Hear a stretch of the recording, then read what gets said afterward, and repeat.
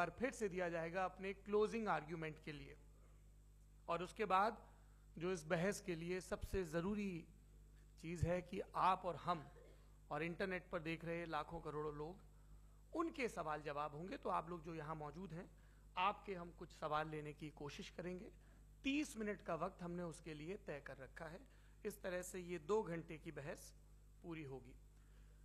2-3 बुनियादी बातें हैं जिनका हमें ध्यान रखना है। किसी भी किस्म की नारेबाजी में हमें शरीक नहीं होना है। ये हल्ला गुल्ला नहीं है, क्योंकि पूरी दुनिया देख रही है, तो एक नज़ीर कायम करनी है, एक उदाहरण लोगों के सामने रखना है कि पढ़े लिखे लोग इत्तेफाकी और ना इत्तेफाकी रखते हुए भी, एक दूसरे से सहमति और असहमति रखते हुए भी बात कह सकते हैं। यहाँ पर मेरे जेएनयू के प्रोफेसर बैठे हैं, पुरुषोत्तम अग्रवाल जी, जिन्होंने हमें क्लास में सिखाया है कि सहमति का साहस और असहमति का विवेक, और इसका ठीक उलट भी, ये बड़ा जरूरी है। दूसरी बात, ये किसी एक धर्म के बारे में बहस नहीं है, ये बात सबको स्पष्ट होनी चाहिए। किसी धर्म को महान बताने या किसी धर्म को कमतर बताने की ये बहस नहीं है। तो यदि कोई इस उम्मीद से देख रहा है या यहां आया है, तो मैं आपको आश्वस्त करना चाहता हूं कि आपको नाउम्मीदी हाथ लगेगी। इस बहस में बहुत ज्यादा धार्मिक प्रतीकों के इस्तेमाल को लेकर भी, ये दोनों लोग जो अभी आपको गंभीर दिख रहे हैं, भले लोग हैं, कल शाम को चाय पर मिले थे, बहुत हंसी मजाक भी इनके बीच हुआ था, और गलबैयां डालते हुए एक तस्वीर भी हुई थी। ये इस बात का प्रमाण है कि इंटरनेट पर जो हल्ला मचा हुआ है उसके मुकाबले ये दोनों लोग बहुत ही अच्छे शांत ढंग से बहस के लिए राजी हो गए हैं। ट्विटर की बातें ट्विटर तक सीमित, एलन मस्क आजकल उसको एक्स कहते हैं। और अब इस बहस की शुरुआत मैं इन विद्वानों का, हालांकि इनको परिचय की जरूरत नहीं, पर हो सकता है, हमें पत्रकारिता में सिखाया जाता है कि नेवर अज्यूम, विज्ञान भी यही कहता है। मुफ्ती शमाइल नदवी साहब इस्लामिक विद्वान, शिक्षाविद हैं, कोलकाता के वाहियान फाउंडेशन के संस्थापक हैं, लखनऊ की प्रतिष्ठित दारुल उलूम नदवतुल उलमा से ग्रेजुएशन किया है, सोशल मीडिया और सार्वजनिक मंचों पर अध्यापन और बौद्धिक कामों में सक्रिय हैं, और इस समय इंटरनेशनल इस्लामिक यूनिवर्सिटी मलेशिया से पीएचडी कर रहे हैं। अच्छी बात यह है कि पढ़ाई के साथ साथ ट्रैवल ब्लॉग भी बनाते हैं। पेट्रोनस टावर के सामने का ब्लॉग हमने देखा। हमारे साथ जावेद अख्तर साहब हैं। जावेद अख्तर साहब कवि हैं, शायर हैं, गद्य भी लिखते हैं, फिल्मों के लिए संवाद लिखे हैं, गीत लिखे हैं। इससे इतर ये वैज्ञानिक सोच को लेकर या अपने डिक्लेयर्ड एथिज्म को लेकर भी मुखर रहते हैं और अपने तहीं रैशनैलिटी की बात करते हैं। देवियों और सज्जनों, डज गॉड एग्जिस्ट? इस सवाल का जवाब सब अपने अपने तहीं खोजने की कोशिश कर रहे हैं। कोई इसको गॉड डैम पार्टिकल की खोज बताता है, कोई गॉड पार्टिकल की खोज बताता है, कोई हिग्स बोसान की खोज बताता है, कोई ये सवाल जवाब तलाशने की कोशिश करता है कि मास एग्जिस्टेंस में आखिर आया कैसे, हुआ क्या था, सृष्टि के पहले, समय के पहले क्या था। और कोई ये कहता है कि ये सारी खोजें जिस मस्तिष्क में हो रही हैं प्रकृति के क्रम में, वो कैसे विकसित हुआ। मैं उम्मीद करता हूं कि हम आज इन बुनियादी सवालों के कुछ जवाब हासिल करने में कामयाब हों।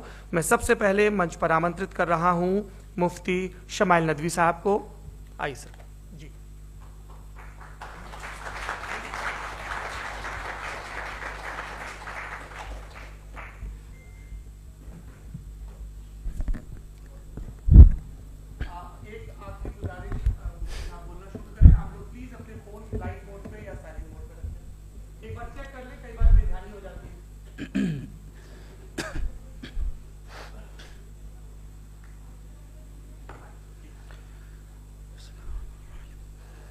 तमाम तारीफें उस क्रिएटर के लिए जिसने इस यूनिवर्स को एक मकसद के तहत पैदा किया है। रिस्पेक्टेड जनाब जावेद अख्तर साहब, मिस्टर सौरभ द्विवेदी और respected audience, thank you all for being here today.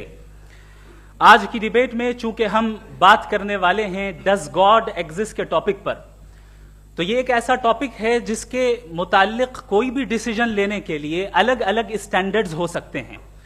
लिहाजा डिबेट के शुरू में यह जरूरी है कि हम ये जान लें कि आज के इस टॉपिक में कौन सा स्टैंडर्ड सही होगा और कौन सा गलत होगा। सबसे पहला स्टैंडर्ड जिसे मैं समझता हूं कि हमारे रिस्पेक्टेड जनाब जावेद अख्तर साहब बड़ी तेजी के साथ उसकी तरफ लपकेंगे, वो है साइंस। जबकि साइंस दर हकीकत खुदा के एग्जिस्टेंस को डायरेक्टली साबित करने या उसके एग्जिस्टेंस को डिनाई करने के लिए स्टैंडर्ड नहीं बन सकती। और उसकी वजह क्या है, ये मैं नहीं कह रहा, ये वो लोग कह रहे हैं जो साइंस के एक्सपर्ट्स हैं। नेशनल एकेडमी ऑफ साइंस कहती है science doesn't have the processes to prove और disprove the existence of God. Why? क्योंकि साइंस का ताल्लुक एम्पेरिकल एविडेंस से है और एम्पेरिकल एविडेंसेस का ताल्लुक हमारे नेचुरल और फिजिकल वर्ल्ड से है, जबकि गॉड नॉन फिजिकल और सुपर नेचुरल रियलिटी है। लिहाजा नॉन फिजिकल रियलिटी को आप उस टूल के साथ नहीं चेक कर सकते जिसका काम फिजिकल रियलिटी को तलाश करना है। लिहाजा आज इस डिबेट में गॉड की एग्जिस्टेंस को साबित करने या उसे डिनाई करने में साइंटिफिक एविडेंस को एक्सेप्ट नहीं किया जाएगा। दूसरा स्टैंडर्ड हो सकता है रेविलेशन, कि रेविलेशन के जरिए हम यह साबित करें कि गॉड एग्जिस्ट करता है या नहीं। लेकिन यह स्टैंडर्ड भी आज इररेलेवेंट है। क्यों? क्योंकि रेविलेशन मेरे नजदीक सोर्स ऑफ नॉलेज है, वैलिड सोर्स ऑफ नॉलेज है, लेकिन हमारे जावेद अख्तर साहब के नजदीक यह वैलिड सोर्स ऑफ नॉलेज नहीं है। लिहाजा आज की डिबेट में मैं एक भी एविडेंस किसी भी मजहबी स्क्रिप्चर से नहीं दूंगा ताकि जावेद अख्तर साहब के लिए वो अनएक्सेप्टेबल ना हो। तीसरा जो मेयार हो सकता है वो है ऑब्जर्वेशन, कि भाई कोई कहे कि हमें खुदा दिखाओ, अगर है तो दिखाओ, या ये कि खुदा के एग्जिस्टेंस पर एम्पेरिकल एविडेंस दो, तो ये है दर हकीकत गलत टूल का इस्तेमाल करना। ये ऐसा ही है कि जावेद साहब मुझसे ये मुतालबा करें कि मुफ्ती साहब आप मेटल डिटेक्टर के जरिए प्लास्टिक डिटेक्ट करके दिखाएं। अब चूंकि प्लास्टिक डिटेक्ट नहीं हो पा रही है लिहाजा plastic does not exist. No, you are using the wrong tool. इस टूल से प्लास्टिक को डिटेक्ट नहीं किया जाता। लिहाजा मैं समझता हूं कि गॉड के एग्जिस्टेंस पर एम्पेरिकल एविडेंस का मुतालबा करना एक बचकाना मुतालबा है और हमारे रिस्पेक्टेड जनाब जावेद अख्तर साहब इस स्टेज से अब बहुत आगे निकल चुके हैं। अब बचता है एक ही स्टैंडर्ड, और वो स्टैंडर्ड है अक्ल, लॉजिक, रीजनिंग। और यही वो स्टैंडर्ड है जिसके तहत गॉड की एग्जिस्टेंस को साबित किया जाएगा या गॉड की एग्जिस्टेंस को डिनाई किया जाएगा। लेकिन चूंकि ये बहुत इंपॉर्टेंट और सेंसिटिव टॉपिक है, इसलिए लॉजिकल आर्ग्यूमेंट भी ऐसा होना चाहिए जो डेफिनेटिव हो, इनडेफिनेटिव ना हो, जो 2 और 2 4 की तरह बिल्कुल वाजे हो, जिसे लॉजिकली रिजेक्ट करना पॉसिबल नहीं हो। फॉर एग्जाम्पल हम कहें हमारे रिस्पेक्टेड मिस्टर सौरभ साहब, ये एक इंसान है और तमाम इंसान कॉन्शियस बीइंग है, लिहाजा नतीजा क्या निकला, हमारे सौरभ साहब भी कॉन्शियस बीइंग है। क्या ये इनडेफिनेट आर्ग्यूमेंट है या डेफिनेट आर्ग्यूमेंट है? ये डेफिनेट आर्ग्यूमेंट है। ये 2 और 2 की तरह वाजे है, इसमें किसी तरह जो है लॉजिकली इसको रिजेक्ट नहीं किया जा सकता। तो अगर आज हमारे जावेद अख्तर साहब ऐसी कोई अकली दलील और लॉजिकल एविडेंस दें खुदा के ना होने पर जो डेफिनेट भी हो, तो मैं ये ऐलान करता हूं कि यकीनन मैं उस एविडेंस को कबूल करूंगा और उस पर गौर करूंगा। लेकिन साथ में यह भी ऐलान कर देता हूं प्रेडिक्शन के तौर पर कि ऐसा कोई डेफिनेट आर्ग्यूमेंट कोई नहीं पेश कर सकता। दलील हम देंगे और डेफिनेटिव दलील देंगे, लॉजिकल दलील देंगे, ऐसी दलील देंगे जो एंटायर एथिस्टिक वर्ल्ड उसे रेफ्यूट नहीं कर सकती। चलें अब हम एक एग्जाम्पल सोचते हैं, एक सिनेरियो, सिंपल सिनेरियो, तमाम ऑडियंस से गुजारिश है, हम और आप एक आइसोलेटेड आइलैंड पर हैं, ऐसा आइलैंड जहां पे हमसे पहले कोई कभी नहीं गया। चलते चलते आपके सामने अचानक आपने देखा एक पिंक कलर की बॉल पड़ी हुई है। सबसे पहला सवाल आपके जहन में क्या आएगा कि ये बॉल यहां क्यों आई, कैसे आई, ये पिंक कलर की ही क्यों है, कोई और कलर भी हो सकता था, ये इसी शेप में क्यों है, कोई और शेप भी हो सकता था। नेचुरली आप इस तरफ पहुंचेंगे कि कोई ना कोई है जिसने इन स्पेसिफिक प्रॉपर्टीज के साथ इस बॉल को बनाया है और यहां पे रखा है। चूंकि आप जानते हैं कि ये जो बॉल है इसका एग्जिस्ट करना जरूरी नहीं है, ये एग्जिस्ट कर भी सकती थी, नहीं भी कर सकती थी, और एग्जिस्ट करना ही था तो किसी और फॉर्म में करती, किसी और कलर में करती। अब आप इस बॉल को एक्सपैंड करते चले जाएं, एक्सपैंड करते चले जाएं, एक्सपैंड करते चले जाएं, यहां तक कि ये बॉल यूनिवर्स के साइज की हो जाए। बताइए कि क्या साइज के बढ़ जाने से सवाल बदल जाएगा? हरगिज नहीं बदलेगा। अभी भी सवाल रहेगा, ये यूनिवर्स कहां से आया, इन स्पेसिफिक प्रॉपर्टीज के साथ कहां से आया, क्यों आया, किसने बनाया, ये सवाल उस वक्त भी वैलिड रहेगा। लेकिन ये सवाल अगर हम जनाब जावेद अख्तर साहब से करें तो चूंकि इनका वर्ल्ड व्यू एथिस्टिक है, और सिर्फ इनका नहीं, मतलब जितने भी एथिस्ट हैं और एथिस्टिक वर्ल्ड व्यू को रखने वाले से अगर आप ये सवाल करें कि ये यूनिवर्स कहां से आया, तो इनका जवाब या तो आर्ग्यूमेंट फ्रॉम इग्नोरेंस होगा या डॉगमेटिक होगा। या तो ये कहेंगे कि मुझे नहीं पता कि ये कहां से आया, लिहाजा गॉड डज नॉट एग्जिस्ट, ये आर्ग्यूमेंट फ्रॉम इग्नोरेंस है। या ये कहेंगे कि ये यूनिवर्स खुद ब खुद बन गया, इसका मतलब ये है कि उस बॉल को भी खुद ब खुद बन जाना चाहिए। लेकिन बॉल के ताल्लुक से ये एक्सप्लेनेशन एक्सेप्ट नहीं की जाएगी कि ये खुद ब खुद बन गई, लेकिन यूनिवर्स के ताल्लुक से कर दिया जाएगा। इसे हम दूसरे अल्फाज में डॉगमा भी कह सकते हैं।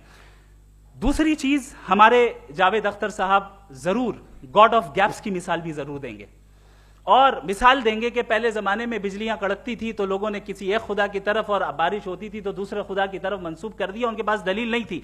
यह हमारा वर्ल्ड व्यू है ही नहीं, यह हमारा वर्ल्ड व्यू है ही नहीं, क्योंकि नेचुरल फेनोमेना के प्रोसेस की इंटरप्रिटेशन को जान लेने से यह कहां से साबित हो गया कि गॉड एग्जिस्ट नहीं करता है। इस पर मैं इंशाअल्लाह अभी आगे बात करूंगा। आप हजरात ये भी देखेंगे, और मैं ये एक्सपेक्ट करता हूं कि हमारे रिस्पेक्टेड जनाब जावेद अख्तर साहब जरूर इमोशनल आर्ग्यूमेंट्स भी देंगे, जो कि एक लॉजिकल फेलेसी है जब बात आती है ट्रुथ को डिसाइड करने में। क्यों? मिसाल के तौर पर वो कहेंगे कि अगर गॉड है तो ईविल क्यों एग्जिस्ट करता है, जबकि मैं कहता हूं ईविल का एग्जिस्ट करना गॉड के एग्जिस्ट करने की दलील है, उसके खिलाफ नहीं है। चूंकि अगर गॉड है तो हम सब उसके सामने अकाउंटेबल हैं, और अगर हम अकाउंटेबल हैं तो अकाउंटेबिलिटी के लिए ईविल का मौजूद होना जरूरी है, उसके बगैर हम अकाउंटेबल नहीं हो सकते। और अगर हम अकाउंटेबल नहीं हैं तो हम जनाब जावेद अख्तर साहब से पूछेंगे कि आप बताएं कि फिर सफरिंग इस दुनिया में क्यों है? अगर खुदा नहीं है तो सफरिंग क्यों है? और उन लोगों के जज्बे का क्या जिनके अंदर सफरिंग के बाद इंतकाम लेने का जज्बा पाया जाता है और वो इस दुनिया से ऐसे ही चले गए, क्या उनकी सारी तकलीफें बेकार चली जाएंगी? अब आ जाएं उसी एग्जाम्पल की तरफ कि बॉल, मुझसे अगर कोई पूछे इस बॉल को किसने बनाया और या इस एक्सपेंडेड बॉल को किसने बनाया, मैं कहूंगा कि चूंकि ये यूनिवर्स और इस यूनिवर्स की तमाम चीजें कॉन्टिंजेंट हैं। कॉन्टिंजेंट होने का मतलब ये होता है कि जो अपने एग्जिस्टेंस पे किसी के ऊपर डिपेंड करती हो, तो जाहिर है ये यूनिवर्स कॉन्टिंजेंट है। और अगर कोई चीज कॉन्टिंजेंट नहीं है तो मैं रिक्वेस्ट करूंगा कि मुझे दिखा दें कि कौन सी चीज यूनिवर्स में कॉन्टिंजेंट नहीं है, हम भी जरा गौर कर लें और हम भी देख लें। और जब कॉन्टिंजेंट चीजें मौजूद हैं तो फिलोसोफर्स की इस्तिलाह के मुताबिक, हम उस टर्मिनोलॉजी के मुताबिक हम उस जगह तक पहुंचते हैं और उस हस्ती तक पहुंचते हैं जिसे नेसेसरी बीइंग कहा जाता है, कि ये वो नेसेसरी बीइंग है जिसका मौजूद ना होना नामुमकिन हो। क्योंकि अगर ये मौजूद ना हो तो सारी चीजें एग्जिस्टेंस में आएंगी ही नहीं, और ये सारी कॉन्टिंजेंट चीजें उसी के ऊपर डिपेंड करती हैं। अब अगर आप ये सवाल करते हैं कि फिर उस हस्ती को किसने बनाया, फिर उसका कॉज क्या है, फिर उसका कॉज क्या है, फिर उसका कॉज क्या है, और एंडलेसली चले जाएं, इसे हम कहते हैं इन्फिनिट रिग्रेस ऑफ कॉजेस, जो कि लॉजिकल फेलेसी है। कॉन्सेप्चुअली इन्फिनिटी पॉसिबल है। मिसाल के तौर पे न्यूमेरिकल्स 1 2 3 गिनते चले जाएं, इन्फिनिट नंबर्स हैं। मैं कॉन्सेप्चुअली बात नहीं कर रहा, प्रैक्टिकली रियलिटी में साबित करके दिखाएं कि infinite regress of causes possible है या नहीं। अगर पॉसिबल है तो हम मान लेंगे, मिसाल दे दें, और पॉसिबल नहीं है तो एक ही ऑप्शन बचता है जिसे हम कहते हैं नेसेसरी बीइंग। ऐसी नेसेसरी बीइंग जो इंडिपेंडेंट है, क्योंकि अगर वो डिपेंडेंट हुई तो वो नेसेसरी नहीं रहेगी। ऐसी इंडिपेंडेंट बीइंग जो इटर्नल है, अगर वो इटर्नल नहीं होगी, उसकी बिगिनिंग होगी तो वो खुद कॉन्टिंजेंट है। ऐसी बीइंग जो पावरफुल है, क्योंकि कॉन्टिंजेंट को एक्चुअलाइज करने के लिए पावर चाहिए। ऐसी बीइंग जो इंटेलिजेंट है और नॉलेजेबल है, क्योंकि ये यूनिवर्स स्पेसिफिक फॉर्म और स्पेसिफिक लॉज ऑफ नेचर के तहत प्रिसाइजली चल रहा है। Thank you. थैंक यू मुफ्ती साहब। मैं इन दलीलों के बाद जावेद अख्तर साहब से गुजारिश करूंगा, आप बैठ के बोलना चाहेंगे या बाहर? जी।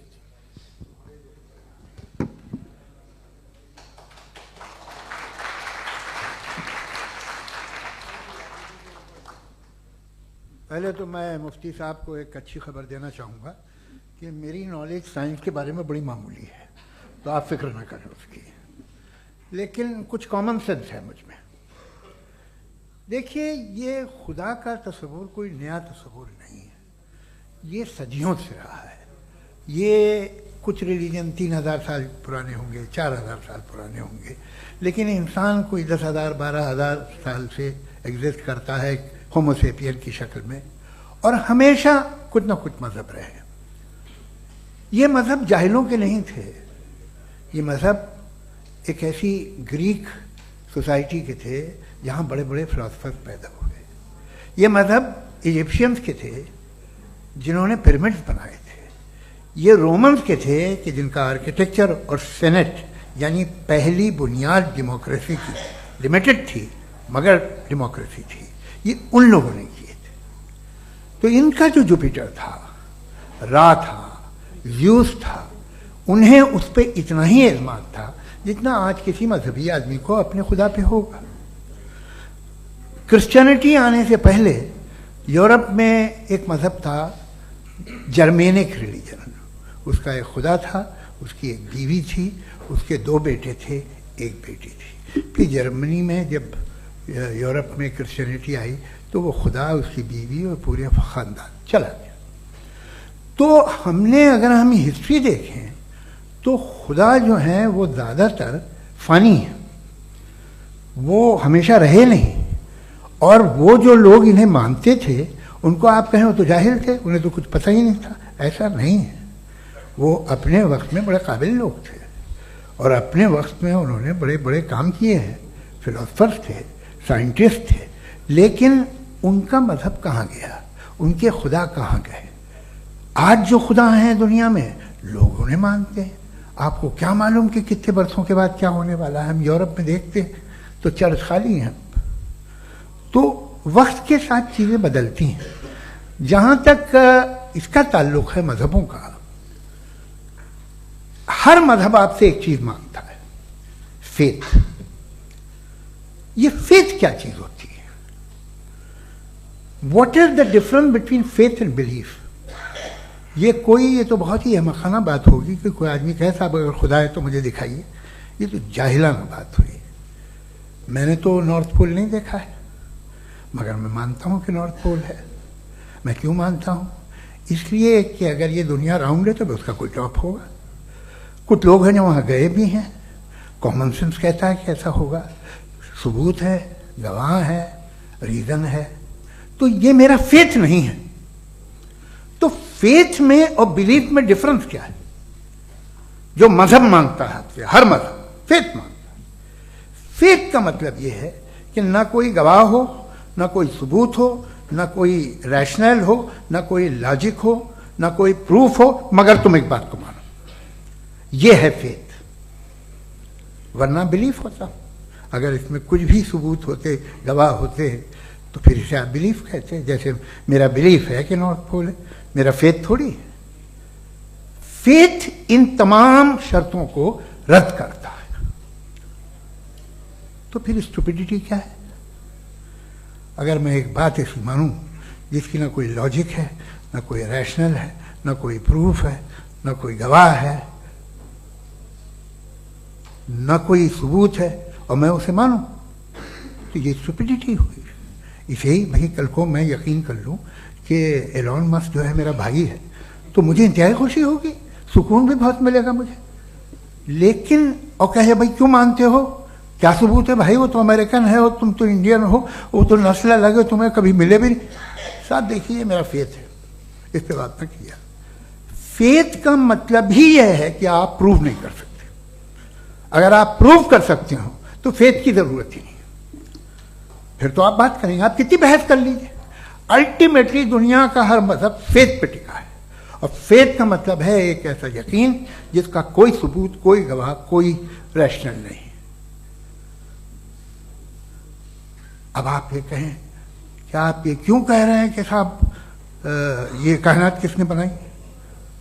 कमाल ये है कि आपने बताया कि एक आइलैंड पे गए और एक बॉल देखी। आपने ये नहीं कहा कि आइलैंड किसने बनाया, आपको सिर्फ बॉल पे हैरत हुई। हमने आइलैंड पे हमने हैरत नहीं की, होते हैं आइलैंड। इसी तरह ये आइलैंड है, सितारे, ये गैलेक्सीज, ये सब आइलैंड हैं खला में। हम हम टेकन फॉर ग्रांटेड लेते हैं, हम पूछते नहीं किसने बनाए। आपने जजीरे के बारे में भी नहीं पूछा है। मेरी पैदाइश कैसे हुई? क्या मैं प्लान पैदा हुआ था? I was plan to be born, या एक लकी स्पर्म था जो किसी एग से चिपक गया? मेरी पैदाइश रैंडम। और इंसाफ जिसे आप कहते हैं, इंसाफ का तो नेचर से कोई वास्ता ही नहीं। जो आप कहते हैं कि एक दिन इंसाफ मिलेगा, इंसाफ is a human concept, nature में कोई इंसाफ नहीं। अगर शेर हिरन को खा जाता है तो उसे कोई सजा नहीं मिलती। अगर एक आंधी आती है और हरे भरे पेड़ों को उखाड़ के फेंक देती है तो आंधियों की जेल नहीं होती है। नेचर में इंसाफ नहीं, इसलिए वो नेचर को इंसाफ की जरूरत भी नहीं। नेचर तमाम एक है। अब हम कहें कि साहब ये देखिए जो मैंने खाना खाया था, ये मेरी आंख तो नहीं यूं कर दिया उसे, तो इसे सजा मिलनी नहीं, वो सिस्टम है, ऐसे ही चल रहा है। नेचर बगैर इंसाफ के है। इंसाफ इज अ ह्यूमन कॉन्सेप्ट। तो जो आपसे कहता है कि मैं तुम्हें इंसाफ दूंगा, वो इंसानी जहन की पैदावार है। ये नेचुरल है ही नहीं, ये आसमानी है ही नहीं। नेचर का तस्वुर, इंसाफ का तस्वुर। भाई आप साथ मिलते हैं, अब आप लेफ्ट हैंड ड्राइव करते हैं, ये क्या है? तमाम सच, तमाम नेकी, तमाम शराफत लेफ्ट हैंड ड्राइव है। वरना क्या होगा, या तो आप क्रॉस कर देंगे, आपका एक्सीडेंट हो जाएगा, या आप किसी को मार देंगे, या ट्रैफिक जैम हो जाएगा। झूठ, बेईमानी, रिश्वतखोरी, ये तमाम जो है driving on the wrong side है। इसके ऊपर कुछ नहीं। ये तो हमने बनाया, जैसे हमने लेफ्ट हैंड ड्राइव बनाई है। ये कॉन्सेप्ट ऑफ इंसाफ जो है ये हमारा है, इसका नेचर से कोई वास्ता नहीं। शेर खा जाता है हिरन को, उसे जेल होती है क्या? कुछ भी नहीं, है ही नहीं। तो ये जो दुनिया के रिलीजन प्रॉमिस करते हैं आपसे इंसाफ, इसी से मालूम होता है कि ये मैन मेड है। ये तसव्वुर कहीं और का है ही नहीं। जो नेचर है, कुछ लोग कहते हैं नेचर ही खुदा है, तो नेचर में तो इंसाफ नहीं कहीं। और आप वादा कर रहे हैं कि तुम्हें मरने के बाद इंसाफ मिलेगा। मुझे अगर मिलेगा तो मैं बहुत खुश हूंगा, लेकिन मैं यकीन नहीं कर पाता हूं, इसलिए कि मैं फेथ नहीं पैदा कर सकता। The very fact that religions demand faith, इसका मतलब है कि उनके पास जस्टिफिकेशन नहीं है। अच्छा साहब, फिर रिलीजन अगर मॉडरेशन में है, कोई सा भी नहीं, वो आप में कुछ खूबियां भी पैदा करता होगा। देखिए उससे ये फायदा है, वो फायदा है। अल्कोहल जो है वो ज़्यादातर दवाओं में यूज होती है, और एक सर्वे किया गया था अमेरिका में कि लॉन्जिटिविटी किन लोगों की है। तो एक तरफ वो लोग थे जो शराब पीते ही नहीं थे, और एक तरफ वो थे जो एक बोतल शराब रोज पीते थे। सबसे ज़्यादा लंबी उम्र उनकी है जो 2 पैक नाप के शराब पीते और खाना खाते हैं। मगर हम शराब को बुरा समझते हैं, मैं भी बुरा समझता हूँ। क्यों? ऐसा होता नहीं। कुछ चीज़ों में आदत होती है कि वो बढ़ती है। आज तक में एक आदमी दूध पीता है, आप 10 साल बाद भी मिलेंगे तो एक ही गिलास पीता होगा। ऐसा नहीं होता, सुबह से दूध पीता रहता है। मिल्कोहलिक मैंने नहीं देखे, अल्कोहलिक होते हैं। ये टेंडेंसी है मजहब की कि वो बढ़ता है, जैसे कैंसर बढ़ता है, जैसे शराब बढ़ती है। कुछ लोग होंगे जो उसे सही तरह से यूज करते। मुझे यकीन है कि हमारे मुफ्ती साहब भी उनमें से एक, इनसे बहुत खुशी हुई मुझे इनसे मिलकर। लेकिन कितने लोग हैं कि आज आप देखते हैं दुनिया में जो तबाहियां हैं, इनमें कितना हाथ है उन लोगों का जो बिलीवर कहते था मजहब ये नहीं कहता, ना कहता होगा, मगर जब ये मजहब पीते हैं तो ऐसे बिहेव करते हैं। थोड़ा सा अगर हो तो शायद बहुत अच्छी बात, लेकिन शराब थोड़ी सी नहीं रहती, उसमें टेंडेंसी है। पहले थोड़ा सा अगर 2-3 कैंसर के सेल हो ना बॉडी में तो आदमी स्लिम रहेगा, लेकिन वो 2-3 सेल नहीं रहते, वो मल्टीप्लाई होते हैं। जावेद साहब, टाइम पूरा हो गया। टाइम हो गया तो बस बात खत्म हो गई। अच्छा, मुझे कुछ और कहने को था भी नहीं। जी, मैं पहले जवाबी दौर के लिए इनवाइट कर रहा हूं मुफ्ती साहब को। Your rebuttal round 1, you have 7 minutes.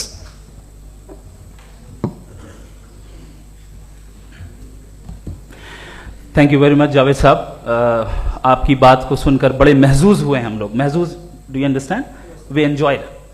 Okay, अब थोड़ा सा लॉजिकली उसको हम लोग देखते हैं। दरअसल हम लोगों ने कल गुजारिश की थी मुफ्ती साहब से भी, जावेद साहब से भी, कि हिंदुस्तानी जबान आम फहम सबको समझ में आ जाए और जहां कहीं आप मुश्किल शब्द इस्तेमाल करें वहां बताते भी चलें। Thank you. तो सबसे पहले हमारे रिस्पेक्टेड जावेद साहब ने हवाला दिया कि खुदा फानी है। कितने मजहब आगे चले गए, किसी ने जुपिटर को खुदा माना, किसी ने किसी को माना। मैं कहता हूं जिसने कॉन्टिंजेंट चीज को खुदा माना, गलत माना, वो खुदा ही नहीं, वो खुदा ही नहीं है। हम तो नेसेसरी बीइंग को साबित करने बैठे हैं, वो नेसेसरी कॉज जो इटरनल है, जो अबदी भी है और अजली भी है। हम किसी और को साबित करने नहीं बैठे। दूसरी चीज उन्होंने कहा कि फेथ एंड बिलीफ, ये एक ऐसी डेफिनेशन है फेथ की जो इन्होंने पहली मर्तबा पेश की है, या माफ कीजिएगा इन्होंने पहली मर्तबा पेश नहीं की है, रिचर्ड डॉकिंस ने पहली मर्तबा पेश की है। मुझे मालूम है ये सोर्स कहां से है। एपिस्टेमोलॉजिकली फेथ और बिलीफ का फर्क आप इस तरह नहीं कर सकते सर। फेथ सही भी होता है, गलत भी होता है, बिलीफ सही भी होता है, गलत भी होता है। जो लॉजिक, रीजन और एविडेंस से बैक्ड होगा वो फेथ सही होगा। और आप जिस फेथ की बात कर रहे हैं कि इलॉजिकल है और उसके पीछे नहीं है, तो we are on the same page.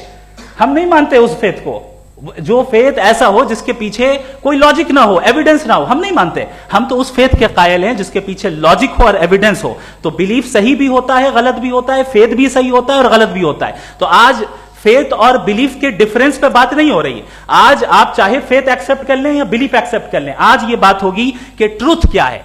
चाहे ट्रू बिलीफ सही है या ट्रू फेथ सही है, और फॉल्स फेथ क्या है और फॉल्स बिलीफ क्या है, बात इस पे हो रही है। दूसरी चीज इन्होंने पूछा, स्टुपिडिटी फिर क्या है?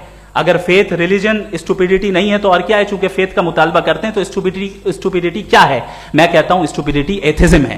उसकी वजह यह है कि आप एक सड़क पे जा रहे हो और आप किसी गार्डन में जाएं और देखें वहां लिखा है फूलों के साथ, I love Javed Akhtar, and I really do, I love you sir. So जब आप वहां पर पहुंचे तो वहां पहुंचकर अब ये बताएं, क्या आप ये कहेंगे वाह व्हाट अ नेचुरल सिलेक्शन? ये क्या नेचुरल सिलेक्शन है? नहीं, ये प्रिसाइजली डिजाइंड है, इसके पीछे डिजाइनर है। लिहाजा अगर कोई एक ऐसी कॉमन सेंस की बात को कबूल नहीं कर रहा है कि यूनिवर्स जो इतने प्रिसाइजली काम कर रहा है, हम कह दें कि खुद ब खुद बन गई, मैं समझता हूं इससे बड़ी स्टुपिडिटी और कुछ नहीं है। ये इरैशनल चीज है। फिर हमारे सर ने कहा कि आपने बॉल पे फोकस किया, आइलैंड पे फोकस नहीं किया। अरे आइलैंड को किसने बनाया यही समझाने के लिए तो बॉल की मिसाल दे रहा हूं। और बॉल भी कॉन्टिंजेंट है, आइलैंड भी कॉन्टिंजेंट है, दोनों नेसेसरी बीइंग का मुतालबा करते हैं। आगे इन्होंने कहा कि नेचर में कोई इंसाफ नहीं है। हम डिसाइड करते हैं कि मोरालिटी क्या होती है, इंसाफ क्या होता है। हम डिसाइड करते हैं, जैसे ड्राइविंग सीट में ट्रैफिक वाला, ये तो किसी खुदा ने नहीं कहा, ये है, इसे कहते हैं फॉल्स इक्विवेलेंस। ये एक लॉजिकल फेलेसी है। आपने जो है मिसाल दी ड्राइविंग की और ट्रैफिक की, ये सब्जेक्टिव मोरालिटी है। आप सब्जेक्टिव मोरालिटी को मिसाल बनाकर ऑब्जेक्टिव मोरालिटी के ऊपर नहीं थोप सकते। इंसाफ की ऑब्जेक्टिव मोरालिटी है। अगर आप ये कहते हैं कि नेचर में इंसाफ नहीं है, तो इंसाफ का न होना ये नेचुरल हुआ, तो फिर नेचर को नेचर रहने दे। क्यों हम इतना स्ट्राइव कर रहे हैं दुनिया में इंसाफ लाने के लिए? ये तो इलॉजिकल बात है, इरैशनल बात है। इसलिए बहुत सी चीजें ऐसी हैं जो ऑब्जेक्टिवली जो है इविल या गुड हैं, और बहुत सी चीजें ऐसी हैं जो सब्जेक्टिवली हैं। सब्जेक्टिवली जो मोरल होता है या इमोरल होता है, उसको हम सोशल कंसेंसस से या पर्सनल प्रेफरेंस से डिसाइड करते हैं।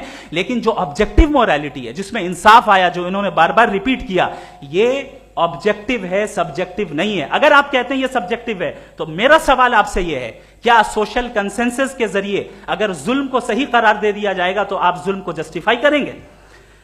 दूसरी चीज इन्होंने यह कहा कि 2 पैक शराब पी लें तो वो उतने पे नहीं रहता, बढ़ जाता है।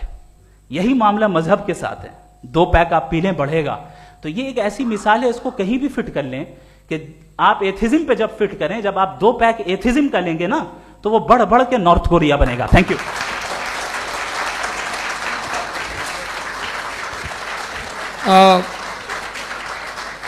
फर्स्ट राउंड के रिबटल के लिए मैं जावेद साहब को इनवाइट कर रहा हूं। आपके पास 7 मिनट का वक्त है, रीसेट कर दीजिएगा प्लीज। मुझे इस बात की खुशी है कि मुफ्ती साहब ने भी मान लिया कि नेचर में कोई इंसाफ नहीं है। तो कोई भी चीज़ जो इंसान ने नहीं बनाई है उसमें इंसाफ नहीं होता है। एक बात मैं आपसे अर्ज करूँ, जरा पता लगा लीजिएगा, ये जो आप बाग में जाते हैं बेहद खूबसूरत फूल देखते हैं ना, इनमें से कोई नेचुरल नहीं है। ये सारे फूल क्रॉस करके बनाए गए हैं। जो जंगल में फूल होते हैं निहायत मामूली होते हैं, ये फूल इंसानों ने बनाए हैं। जो आप बाग में देख के वाह वाह कहते हैं, ये इंसानों के बनाए हुए हैं। डिफरेंट फूलों को क्रॉस करके, डेवलप करके, फिर क्रॉस करके इस तरह से बनाए गए। नेचुरल फ्लावर नहीं। किसी जंगल वीरान में जाके आप गुलाब के फूल नहीं देखेंगे। ये सब बनाए हुए इंसान ने, बहुत से काम इंसान ने किए हैं। बाकी है कि आपने मेरी एक बात का जवाब नहीं दिया, जिससे मुझे शिकायत है कि फेथ क्या है और आप फेथ मांगते क्यों हैं मुझसे? आप तो लॉजिकल हैं, आपके पास तो सारे रैशनल्स हैं, आपके पास सारे सबूत हैं, तो आपको फेथ की डिमांड क्यों करते हैं कि भाई तुम सरेंडर कर दो और सवाल मत करो? कोई मजहब सारे सवाल करने की इजाजत नहीं देता है और मना करता है कि दादा सवाल ना करो, बहक जाओगे तुम। आप क्यों रोकते हैं? हकीकत यह है कि इंसानी तारीख क्या है। इंसानी तारीख यह है कि दुनिया में 2 तरह के लोग हुए। एक वो जिन्होंने अपनी लाइल्मी की परस्तिश की है, दूसरे वो जिन्होंने अपनी इग्नोरेंस या लाइल्मी से झगड़ा किया है और मालूम किया है कि क्या है। ये जो आप कह रहे हैं, आज आप हैरान हैं कि भाई ये यूनिवर्स कैसे बनी। लोग हैरान थे कि सूरज डूबता है तो इधर से कैसे निकलता। और आप एक कदम जाके हमेशा का मानने को तैयार है, एक कदम पीछे ही मान जाइए। भाई आप इसके बाद जाते हो, कहते सवाल ना करना कि ये कहां से आया, ये पावर तो हमेशा से हमेशा रहेगी। तो आप यूनिवर्स के बारे में मानने में क्या तकलीफ है? एक कदम पहले रुक जाइए। ये हमेशा से थी या नहीं थी हमें मालूम नहीं है।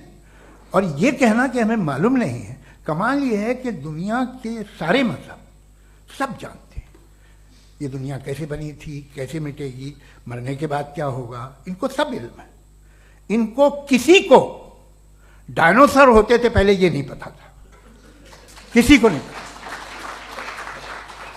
किसी भी दुनिया की मजहबी किताब में डायनासोर का जिक्र नहीं है। लेकिन बाकी सब बातें, how to make universe in 4 easy lessons and बाकी सब पता है। जिसको सब पता है वो गड़बड़ है। हम में ये इंकिसार, ये ह्यूमिलिटी होनी चाहिए कि हम ये कहें कि हमें ये बहुत सारी बातें नहीं मालूम, लेकिन हम उनकी परस्तिश ना करना, अपनी लाइल्मी को की परस्तिश ना करें, हम उसे पता लगाने की कोशिश करें। जिस दुनिया में आप बैठे हैं सर, ये हॉल जो है, ये इलेक्ट्रिसिटी जो है, ये माइक जो है, जिस हवाई जहाज से आप आए थे, वो जिस कार से आप यहाँ आए हैं, ये सब उन लोगों की बनाई हुई है जिन्होंने सवाल किए थे। ये दुनिया जिसमें आप आज आराम से हैं, ये उन लोगों की बनाई है कि जिन्होंने सवाल किए थे। और हर स्टेज पे इन सवालों को मकरूह कहा गया था, गलत कहा गया था। आप जरा तारीख पढ़िए, एक बड़ी दिलचस्प किताब है बर्ट्रैंड रसेल की, जिसमें उसने रिलीजन एंड साइंस कि कब से रिलीजन जो है साइंस के अगेंस्ट है। और हद तो यह है कि भाप के इंजन के खिलाफ थे, स्टीम इंजन के भी खिलाफ थे, और फतवे हुए उन पे, वेटिकन ने दिए। तो ये हमेशा, अभी जैसे ही ये राइट विंगर आते हैं अमेरिका में पावर में, तो वो जो अपना ये क्या बोलते हैं उसे, सीड क्या बोल रहे, सीड क्या जो, हाँ नहीं सीड जो होते हैं जिसपे जी, नहीं भाई, वो जो ह्यूमन बॉडी के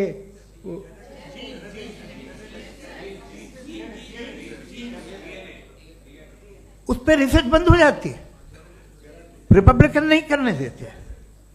अरे भाई इतना डर क्या है तुम्हें? एक जमाने में बहुत नाराज थे ये सारे मजहबी लोग कि ये इंसान तो इंसान बनाने की कोशिश कर रहा है। आपको क्या तकलीफ भाई, बना ले तो बना लेने दो, ये खौफ क्या है? और ये सब आज जो आप कह रहे हैं नामुमकिन है, ये कैसे हुआ, मुझे एक किस्सा याद आता है। जब मैं 6ठी क्लास में था तो मैं मैथमेटिक्स में बहुत वीक था, तो एक टीचर रख दिया गया, उसने 1 2 3 4 5 6 7 तो सिखा दिया मुझे। वो दिन मैं भूल नहीं सकता हूँ मुफ्ती साहब, जिस दिन उसने ये बताया कि 1/2 क्या होता है और 3/4 क्या होता है, मुझे ऐसा लगा कि मेरा सर बीच से फट जाएगा। यह आदमी कह रहा है कि जो दीवार के अंदर जाओ वॉक करते हुए। आज हंसता हूँ मैं इस बात पे। तो आज जो बातें आपके जहन से बिल्कुल परे हैं और आप हैरान होते उन्हें देख के, एक वक्त आएगा कि मामूली लगेंगे। और हुआ है, आपकी इंसानी तारीख ही है। इतनी जल्दी सारे फैसले आप मत कर लीजिए, थोड़ा ये ह्यूमिलिटी रखिए कि भाई ये हमें नहीं मालूम। ये कहने में क्या है, ये यूनिवर्स कहाँ तक फैली, ये कब से है और कब तक रहेगी, हमें नहीं मालूम। आपने फैसला कर लिया कब बनी, ये आपके हिसाब से कोई 14 बिलियन ईयर बनी जो समझा जाता है।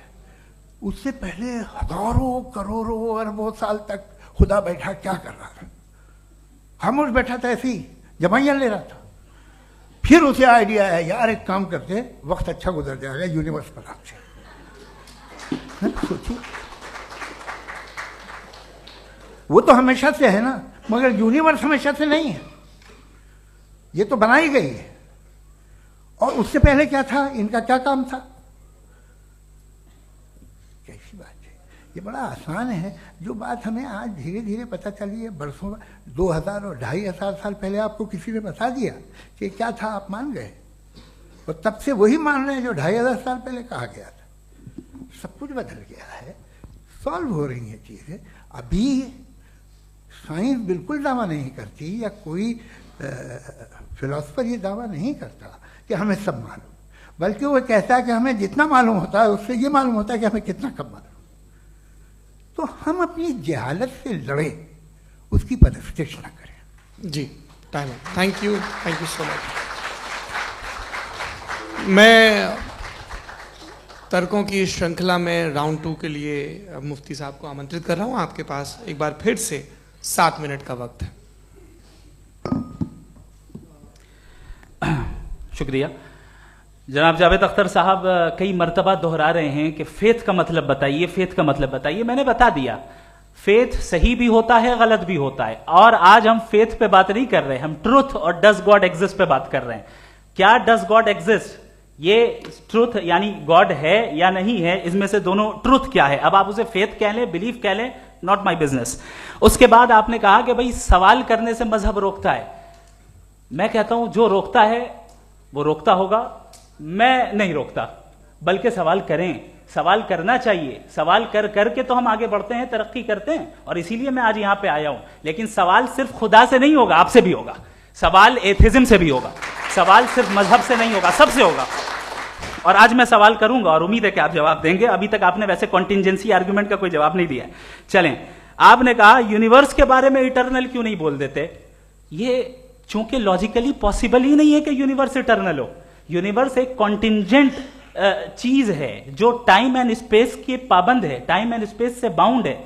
जो टाइम एंड स्पेस से बाउंड होगा वो कॉन्टिंजेंट होगा, जो कॉन्टिंजेंट होगा वो उसकी बिगिनिंग हुई होगी, जिसकी बिगिनिंग हुई होगी वो इटर्नल नहीं हो सकता। ये तो कॉमन सी बात है। आपने कहा कि किसी मजहबी किताब में डायनासोर का जिक्र नहीं है। अफसोस कि आज तक किसी मैथमेटिक्स के किताब में मुझे डायनासोर का जिक्र नहीं मिला। तो इसका मतलब मैथमेटिक्स की किताब बेकार है? नहीं, उसका वो टॉपिक नहीं है। रेवलेशन का और मजहबी किताबों का टॉपिक ये नहीं है कि आपको आके बताए साइकिल कैसे बनाते हैं, या आकर ये बताएं कि जो है डायनासोर कब था।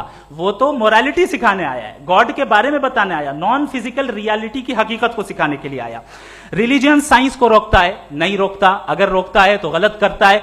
रिलीजियन साइंटिज्म को रोकता है, जिसमें हमारे जावेद साहब मुब्तला है। साइंस और साइंटिज्म में फर्क है। साइंटिज्म यह है कि आप समझें कि साइंस और साइंटिफिक मेथोडोलॉजी ये नॉलेज को हासिल करने का वाहिद सोर्स ऑफ नॉलेज है। यह है साइंटिज्म। हम इसे रिजेक्ट करते हैं। हम साइंस को तो तरक्की करते हैं, भाई आप हमारी पूरी तारीख कर लें, पढ़ लें तो आपको पता चल जाएगा। बहरहाल ये अलग टॉपिक है। उसके बाद इन्होंने एक लफ्ज कहा, वेटिकन ने फतवा दिया। वेटिकन का फतवे से कोई ताल्लुक नहीं है, दोनों कॉन्ट्राडिक्टरी अल्फाज हैं। उसके बाद उन्होंने कहा कि भाई हमें नहीं मालूम। अगर नहीं मालूम तो क्लियरली कह देना कि नहीं मालूम है, इसमें क्या हरज है। तो वही तो मैं कह रहा हूं ना कि आप कह दें कि नहीं मालूम, लेकिन क्लेम क्यों कर रहे हैं कि गॉड एग्जिस्ट नहीं कर रहा है? आप कह दें नहीं मालूम है, हो सकता है हो सकता ना हो, लेकिन आप क्लेम कर रहे हैं। The moment you say God does not exist, this is a claim, and now the burden of proof is upon you too, जैसे हमारे ऊपर है। और क्यों है मैं बताता हूं, क्यों है ये भी मैं बताता हूं। फिलोसॉफिकली जो क्लेम होता है ना, सिर्फ ये नहीं होता कि इंसान कहे पॉजिटिव क्लेम करे और नेगेटिव क्लेम करे तो बर्डन ऑफ प्रूफ नहीं है। आप मिसाल के तौर पे मैं कहूं कि फुला उस कमरे में कोई नहीं है, मैंने एक नॉलेज का क्लेम किया है। उस कमरे में कोई नहीं है, मैंने एक नॉलेज का क्लेम किया। या तो मैं कहूं मुझे नहीं पता, हो भी सकता है नहीं भी हो सकता है, this is not a claim. लेकिन जब मैं कह रहा हूं कि वहां कोई नहीं है या मैं कह रहा हूं वहां कोई है, दोनों क्लेम है और दोनों के ऊपर बर्डन ऑफ प्रूफ है। हमारे ऊपर भी बर्डन ऑफ प्रूफ है, मैंने कंटिजेंसी आर्ग्यूमेंट दिया, इसे तोड़कर दिखाइए। आखिरी चीज, इन्होंने कहा कि खुदा दुनिया बनाने से पहले 150 साल पहले या करोड़ों साल पहले क्या कर रहा था। अरे हजरत, चलें बहरहाल मैं जवाब दे देता हूं, आप हमारे रिस्पेक्टेड पर्सनालिटी हैं, अगर आप नहीं होते तो मैं इसे एंटरटेन ही नहीं करता। टाइम, ये 100 साल पहले या 100 साल बाद, पहले बाद में अभी, ये वो अल्फाज हैं जिनका ताल्लुक टाइम से है। टाइम शुरू ही हुआ है यूनिवर्स की बिगिनिंग के बाद, तो उसके पहले खुदा क्या कर रहा था? सवाल इलॉजिकल है, ये फेलेसी है। यानी आप ये कह रहे हैं कि यूनिवर्स के बनने से पहले खुदा क्या कर रहा था? टाइम के बनने से पहले, पहले का ताल्लुक टाइम से, टाइम उस वक्त था ही नहीं, तो ये सवाल ही इनवैलिड है खुदा के ताल्लुक से। दूसरी चीज, आर्ग्यूमेंट ऑफ कंटिजेंसी जो मैंने आपके सामने पेश की है, आपने बार बार ये प्रूफ किया और ये कह रहे हैं कि गॉड ऑफ गैप्स। देखिए, पहले नहीं मालूम था, साइंस ने कर दिया। सिंपल की मिसाल से मैं समझा देता हूं। जिस गैप्स की आप बात कर रहे हैं ना, साइंस उन गैप्स को जिन चीज के जरिए भी प्रूव करेगा वो कॉन्टिजेंट ही होगा, अब चाहे वो फोर्स हो, मैटर हो या एनर्जी हो। लिहाजा सवाल हमारा उस वक्त भी वैलिड होगा जब तक कि आप नेसेसरी बीइंग पे ना आ जाएं, और इन्फिनिट रिग्रेस पॉसिबल नहीं है of causes in practical world, तो जाहिर है कहीं रुकना पड़ेगा, जहां रुकेंगे वही खुदा है। दूसरी चीज, आपने ये कहा, क्या कह रहा था मैं, किस पॉइंट को? What? Oh no, after that. Just now. हाँ, जहां रुकेंगे वही खुदा है। बहरहाल, तो टाइम का जिक्र हो गया, गॉड ऑफ गैप, सॉरी, या इसकी एक मिसाल आप ले लें। एक कार है, एक साहब ने देखा कि भाई कार जो है उसके व्हील्स कितने अच्छे लगे हुए हैं, सही जगह पे, स्टीयरिंग जो है कितने अच्छे जगह पे लगी हुई है, और सीट्स कितने वेल डिजाइंड है, कितनी प्रिसाइजली ये कार काम कर रही है, तो जरूर कोई ना कोई इसे क्रिएट किया है, किसी ने क्रिएट किया है। अब जावेद साहब आए और कहे, अरे जनाब बोनेट खोलिए, इसमें इंजन है, इंजन इस कार को चला रहा है, hence prove no one has created the car. This is illogical, this is irrational. आपने इंजन के जरिए उस गैप को तो साबित किया, लेकिन क्या उससे कार की जो क्रिएशन है और उसका जो क्रिएटर है ये इम्पॉसिबल हो जाए? ऐसा पॉसिबल है? उसका सवाल खत्म हो जाए, ऐसा पॉसिबल है? नहीं। आपने गैप्स को फिल करके, कॉन्टिंजेंट चीजों से गैप्स को फिल करके हमारे ऑब्जर्वेशन को और ब्रॉड कर दिया। अब हमें और पता चल गया कि ये जो कार है इसका सिस्टम कितना ज्यादा कॉम्प्लेक्स है। पहले कम समझते थे, अब कॉम्प्लेक्सिटी और ज्यादा वाजे हो गई। अब हमें समझ में आ रहा है कि हमारी सर्टेनिटी और बढ़ गई कि जरूर इस कार को किसी ना किसी ने बनाया। यही मामला यूनिवर्स का है। साइंस हमेशा फिजिकल वर्ल्ड की चीजों को ही फिल करती जाएगी और फिजिकल चीजों से ही करती जाएगी, चूंकि एम्पेरिकल एविडेंस का ताल्लुक फिजिकल वर्ल्ड से है। आप साइंस के जरिए मेटाफिजिकल रियलिटी को कभी साबित नहीं कर सकते। ये रॉन्ग टूल का इस्तेमाल करना है। ये वही काम है कि आप मेटल डिटेक्टर से प्लास्टिक डिटेक्टर करने चलें, जो कि जाहिर है सही नहीं है। Thank you.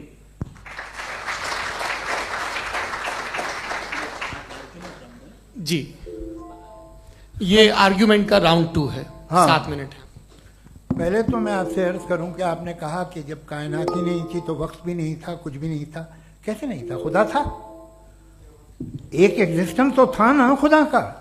तो जब खुदा था तो वक्त भी होगा। ऐसा नहीं कि कुछ भी नहीं था, खुदा था। अच्छा, बाकी एक आपने कहा साहब आप साबित कीजिए, आपके पास भी लॉजिक है, मेरे पास भी लॉजिक है। मेरा जिम्मेदारी नहीं है साबित करना कि खुदा है। बर्टन रसल ने बड़ी अच्छी बात कही, बर्टन रसल ने बड़ी अच्छी बात कही। मैं आपसे अगर ये दावा करूं कि एक चाय की केतली मरीख के चारों तरफ घूम रही है, मार्स के चारों तरफ, तो ये आपका काम नहीं है कि आप साबित करें कि कोई चाय की केतली नहीं है। ये मेरा काम है, मैंने दावा किया है। ये दावा तो मजहबी लोग करते हैं कि खुदा है, मैं क्यों साबित करूं कि नहीं है? जब तक आप मुझे कन्विंस नहीं कर देंगे मैं नहीं मानूंगा। आपकी जिम्मेदारी है, मेरी जिम्मेदारी नहीं है। दोयम ये कि ये जो आप कह रहे हैं, जो गैप्स हैं, ये गैप जब जब किसी मजहब को चैलेंज करते हैं, जब ऐसा कोई बात आती है तो हंगामा हो जाता है कि जब वो चैलेंज करें किसी फेथ को। ये तमाम साइंस जो है इसे मुख्तलिफ जगहों पे मुख्तलिफ वक्तों में मजहब ने रोकने की कोशिश की है। ये किताब है religion and science Burton Russell की, पढ़िएगा, अच्छी लगेगी आपको। तारीख ही है साइंस, मजहब की साइंस से उसका यही रिश्ता है।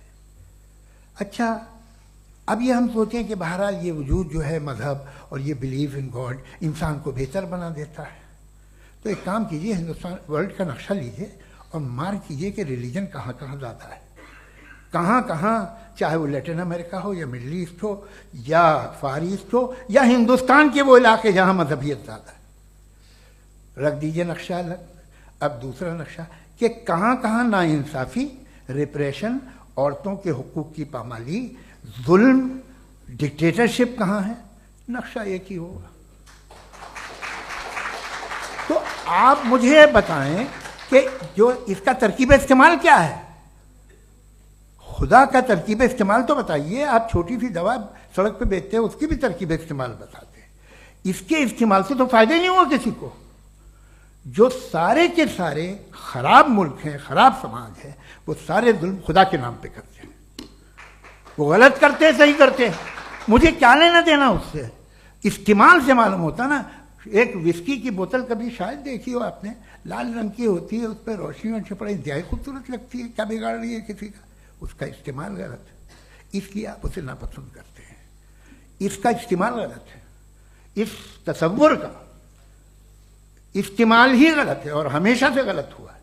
आप देखिए, इंसानी तारीख देख लीजिए, आज देख लीजिए, हिंदुस्तान देखिए, दुनिया देख लीजिए, क्या हो रहा है। इसे कैसे इस्तेमाल कर रहे हैं फेथ वाले लोग? क्या फेयर हैं, जस्ट हैं, जो अपने खुदाओं पे यकीन रखते हैं? वो किस तरह के लोग हैं? वो लोगों को इंसाफ देते हैं, वो बेहतर इंसान बने। तो इस दवा का फ़ायदा क्या है? चलो बहुत फ़ायदा हो रहा तो मैं इस्तेमाल कर लूँगा, मगर मुझे तो इस दवा का कोई फ़ायदा दिखता ही नहीं। मुझे तो ऐसा लगता, मैं एक और बात बताऊँ, अगर कोई आदमी मजहबी है और अच्छा आदमी है तो मैं उसकी बहुत इज्जत करता हूँ, इसलिए कि मेरा ख्याल है मजहबी आदमी का अच्छा होना मुझसे अच्छा होने से ज़्यादा मुश्किल है। भाई, हर चीज़ की एक लिमिट है। आप इतना भाग सकते हैं, इतना नहीं भाग सकते, इतना वजन उठा सकते, इतना नहीं उठा सकते, इतना दूर देख सकते हैं, इतना दूर नहीं देख सकते। उसी तरह कॉमन सेंस कहता है कि आप में नेकी का भी एक कोटा होगा। अब आप अगर सुबह जाते हैं अपनी इबादत गाह और इबादत करते हैं, तो बाहर निकलते हैं तो आप तो यही महसूस करते हैं कि आपने एक बहुत अच्छा काम किया, आपकी नेकी का एक बहुत बड़ा कोटा खर्च हो गया जिससे किसी का कोई फ़ायदा नहीं हो। मैं तो नहीं जाता हूँ, तो मुझे तो किसी को खाना खिलाना पड़ेगा, किसी बेवा की मदद करनी पड़ेगी। मैं अपना कोटा कैसे कंज्यूम करूं? आप अपना कोटा, सारे मजहबी लोग इंतहाई यूजलेस कामों में यूज करते हैं। उसके बाद भी अगर आप में बच्ची है थोड़ी सी शराफत, तो भाई वाह, क्या बात है।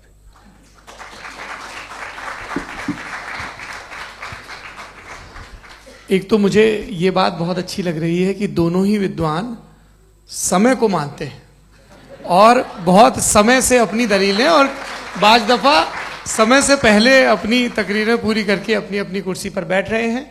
ये इस आर्ग्यूमेंट का राउंड 2 पूरा हुआ। अब रिबटल का राउंड 2 है और उसके बाद क्रॉस एग्जामिनेशन होगा।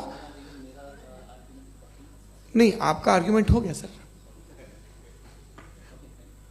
हमारे यहाँ स्कूल के सिलेबस में पंच परमेश्वर कहानी पढ़ाई जाती है, प्रेमचंद जी की लिखी हुई। आप निश्चिंत रहिए, आपके कोई राउंड में मिस नहीं होने दूंगा। रिबटल का राउंड 2, मुफ्ती शमाइल नदवी साहब।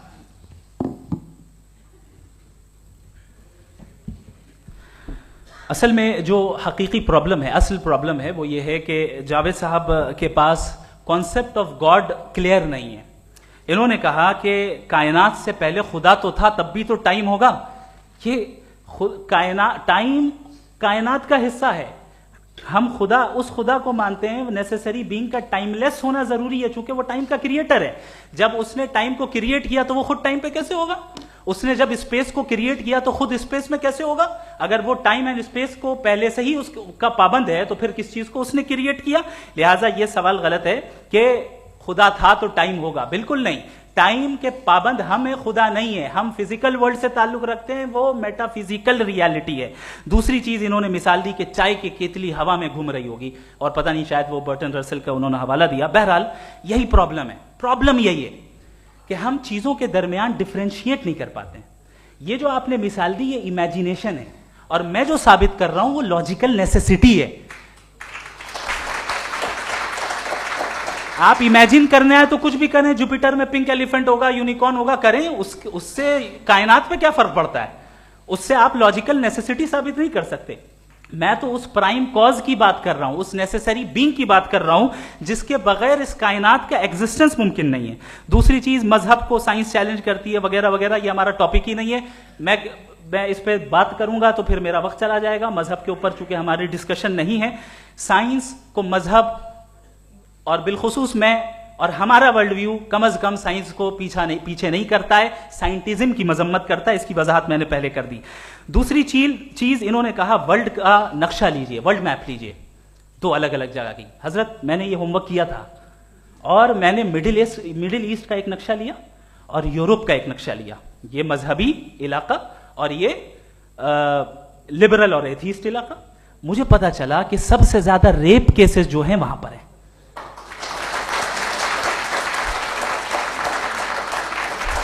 मुझे ये पता चला यूएन की रिपोर्ट के मुताबिक, मैं ये अपने घर से नहीं लेके आ रहा, कि जो वर्किंग वुमेन है यूरोपियन कंट्रीज में, उसमें 81% वुमेन सेक्सुअल हैरेसमेंट का वर्क में शुमार हो रही है। ये मिडिल ईस्ट में नहीं हो रहा है, वो मजहबी लोग हैं इसलिए नहीं हो रहा है। दूसरी चीज आपने ये कहा कि मजहबी आदमी का अच्छा होना हमारे अच्छे होने से बहुत मुश्किल है, बहुत मुश्किल है। तो इसका मतलब यह है कि गॉड के अलावा आपके पास अच्छे और बुरे का कोई स्टैंडर्ड है। मैं चाहूंगा कि कन्वर्सेशनल स्टाइल वाली डिस्कशन और सेगमेंट पे इसी पे बात कर लेते हैं। Thank you very much.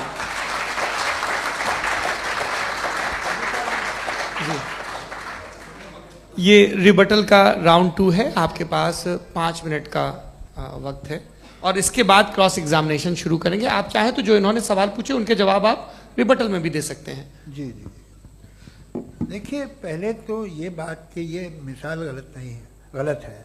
इन्होंने पहले ही हमको डिसार्म कर दिया, कह लिया अकल से मामला सॉल्व नहीं हो सकता, लॉजिक से आप पहुंच नहीं सकते। ये एक मेटाफिजिकल चीज़ है। मेटाफिजिकल अजीब सा लफ्ज़ है, ठीक से किसी को माने नहीं मालूम इसके, तो ऐसा लगता है कुछ बड़ी चीज़ है। अरे भाई क्या होता है मेटाफिजिकल, बताओ, खड़ी हो। ये एक लफ्ज़ है जो कहीं भी इस्तेमाल हो जाता है। जब आप एक बात कर रहे हैं और आप मुझसे बहस कर रहे हैं तो मुझे मेटाफिजिकल मत बताइए, आप लॉजिकली मुझे प्रूव किए। और अगर लॉजिकली आप नहीं बात करते साहब ये मेटाफिजिकल है, तो फिर हम आप बात क्या कर रहे हैं? मेरा आपका किस ज़बान में कॉन्वर्सेशन होगा? और ये कहना कि वक्त पहले नहीं था, तो फिर क्यों कहते हैं ये हमेशा से और हमेशा रहेगा? हमेशा वक्त है, तो आप कैसे कहते हैं वो हमेशा से है और हमेशा रहेगा? हमेशा का मतलब है कोई वक्त, अगर वक्त ही नहीं है तो हमेशा कैसे? बाहर वो रहेगा। अब मैं ये देखता हूं, आपने कहा ना कि वहां रेप ज्यादा होते हैं, तो हम एक बात देखते हैं कि दुनिया जिस पे वो कादर मुतलक है, जिसकी मर्जी के बगैर पत्ता भी नहीं हिलता, ओमनीपोटेंट है, ये दुनिया चल कैसे रही है? और इस दुनिया का हाल क्या है? 45,000 बच्चे जो 10 साल की उम्र से कम थे वो गाजा में मरे। भूख से काला हांडी में बच्चे मरते हैं और डिप्थेरिया से मरते हैं। डिप्थेरिया अजीब मर्ज है, गले में जाली बनना शुरू होती है, बच्चा नीला हो जाता है, गरीब का बच्चा, इसलिए कि उपास इलाज में। ये कादर मुतलक है, जो चाहे कर दे। इससे आप दुआएं मांगते हैं हमारी ये काम कर दे वो कर दे, तो इसका मतलब डे टू डे लाइफ में वो इंटरफेयर करता है और ये देख रहा है वो। अगर वो वाकई भी है फॉर डिस्कशन सेक, तो मैं जब दुनिया देखता हूँ तो मेरे दिल में उसके लिए कोई इज्जत नहीं पैदा होती। ये क्या कर रहे हो तुम पूरे ऑल पावरफुल हो, ओमनीपोटेंट हो, ओमनी प्रेजेंट हो। तुम तो वहां गादा में रहे होगे ना, तुम हर जगह हो। तुम देख रहे थे कि बच्चे की कैसे धज्जियां उड़ रही, तुम देख रहे थे, और तुम चाहते हो मैं तुम्हारी परस्तिश करूंगा, तुम हो भी। अरे यार, इसके अच्छे तो हमारे चीफ प्राइम मिनिस्टर हैं, कुछ तो ख्याल करते हैं। कमाल है। आप किसकी इबादत कर रहे हैं? अगर वो है भी, ये दुनिया नाइंसाफी से, जुल्म से, जबर से, तशद्दुद से भरी हुई है। और आप ये मत कहिएगा कि वो देख रहा है और वो बताएगा एक दिन। अगर वो देख रहा है और इंटरफेयर नहीं करता तो आप दुआ क्यों मांगते? आप कहते हैं मेरा ये काम करा दे, इसके मतलब है वो दखल दे सकता है, वो आपको नौकरी दिलवा सकता है, भले दूसरे आदमी को न मिले, मगर आपका काम कर देगा चूंकि आपने दुआ मांगी है। तो जब वो आपको नौकरी दिला सकता है, लड़की की शादी कर सकता है, बेटे को ग्रीन कार्ड दिलवा सकता है, तो कम से कम ये जो मर रहे हैं बच्चे, इनको रोक दे, कुछ तो करे। मुझे तो दुनिया में, इस दुनिया का कोई मालिक है, इसका ओमनीपोटेंट कोई रूलर है, और ये दुनिया ऐसी चल रही है। मैं तो चाहूंगा कि भाई ना हो, अगर हो तो बड़ी शर्मिंदगी की बात है। शुक्रिया।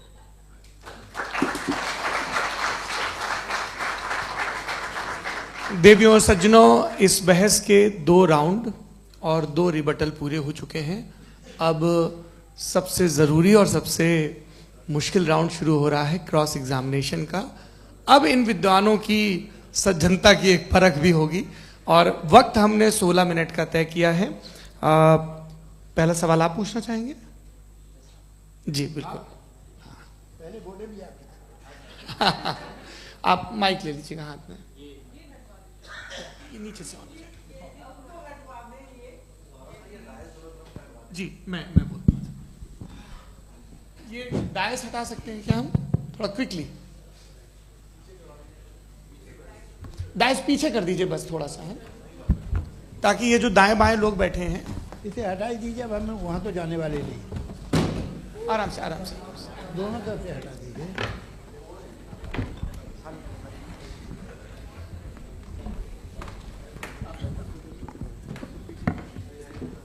इस बीच आप लोग भी अपने अपने सवाल तैयार कर लें। ये ध्यान रखेंगे कि मैं यहाँ से सवाल लूँगा, आप लोगों को अपना हाथ ऊपर करना है, अपना नाम बताना है, और अधिकतम 3 वाक्यों में अपना सवाल पूरा करना है। कई लोग सवाल की जगह भाषण देने लगते हैं, उससे आज बचना है।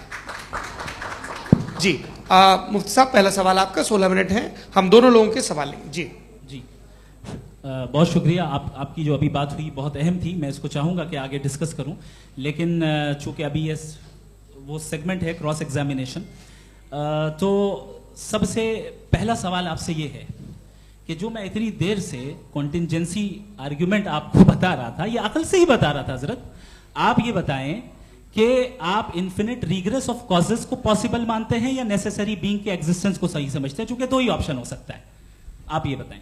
देखिए, आपको मैं ईमानदारी से बात करूं, एक तो मैं कॉन्टिजेंसी वर्ड ठीक से समझता नहीं, और इस वक्त भी जो आपने अंग्रेजी के अल्फाज इस्तेमाल किए वो ज़रा थोड़े से मुझे डिफ़िकल्ट और कॉम्प्लिकेटेड लगे, तो आप ज़रा सिंपल ज़बान में सवाल कर सकते हैं? बिल्कुल कर सकता हूँ। जी। यूनिवर्स की हर चीज कॉन्टिंजेंट होने का मतलब यह है कि वो अपने एग्जिस्टेंस में किसी के ऊपर डिपेंडेंट है। जो भी चीज डिपेंडेंट होगी वो चीज इंडिपेंडेंट नहीं हो सकती, तो उसका कोई ना कोई कॉज होगा। तो अब आप क्या समझते हैं कि ये इन्फिनिट रिग्रेस है, यानी कॉज पर कॉज, कॉज पर कॉज, कॉज पर कॉज, और कभी कोई यानी ये एंडलेसली चलता रहा? क्योंकि अगर ऐसा होगा तो हम तो एग्जिस्टेंस में आते ही नहीं। लॉजिकली ये मुत्तफक अलैह चीज है, मुत्तफक अलैह अग्रीड अपॉन। ओके, इस पे हमने एग्री किया था कि मुश्किल शब्द आएगा तो अर्थ बताना पड़ेगा। तो इन्फिनिट रिग्रेस तो पॉसिबल नहीं है, तो कहीं ना कहीं आपको रुकना पड़ेगा ऐसे नेसेसरी बीइंग पर। नहीं, कोई जरूरत नहीं रुकने की। किसने कहा आप रुकना पड़ेगा?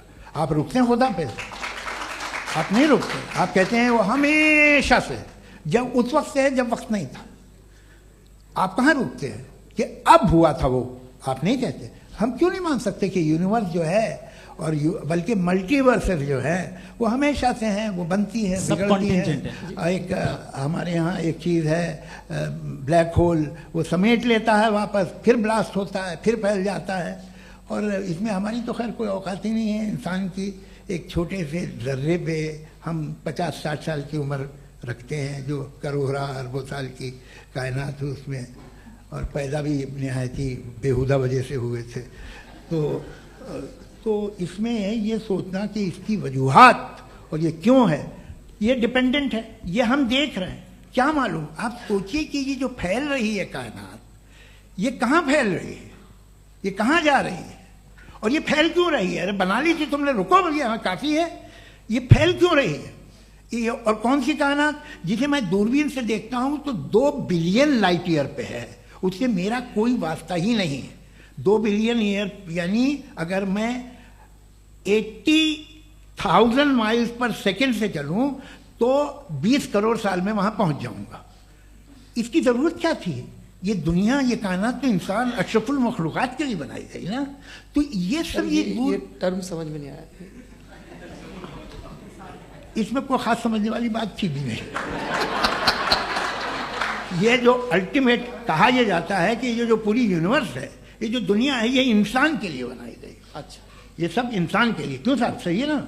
बिल्कुल, लेकिन इसका ये मतलब नहीं कि किसी चीज के पीछे रीजन आपको नहीं पता तो रीजन नहीं है, इसे कहते हैं नहीं, मुझे नहीं पता, लेकिन मेरी जिम्मेदारी नहीं है। वो बिल्कुल सही कहा था उसने, बर्टन रसल ने। आपने उसे मजाक में टाल दिया कि भाई आप एक दावा कर रहे हैं, मैं क्यों कहूं कि ये गलत है दावा? आप प्रूफ कीजिए, मेरे पे जिम्मेदारी ही नहीं है, मैंने थोड़ी कहा है। आप प्रूफ कीजिए कि ये सही है। आप आर्ग्यूमेंट ऑफ कंटिंजेंसी का जवाब ही नहीं दे रहे हैं। पूछना चाहेंगे?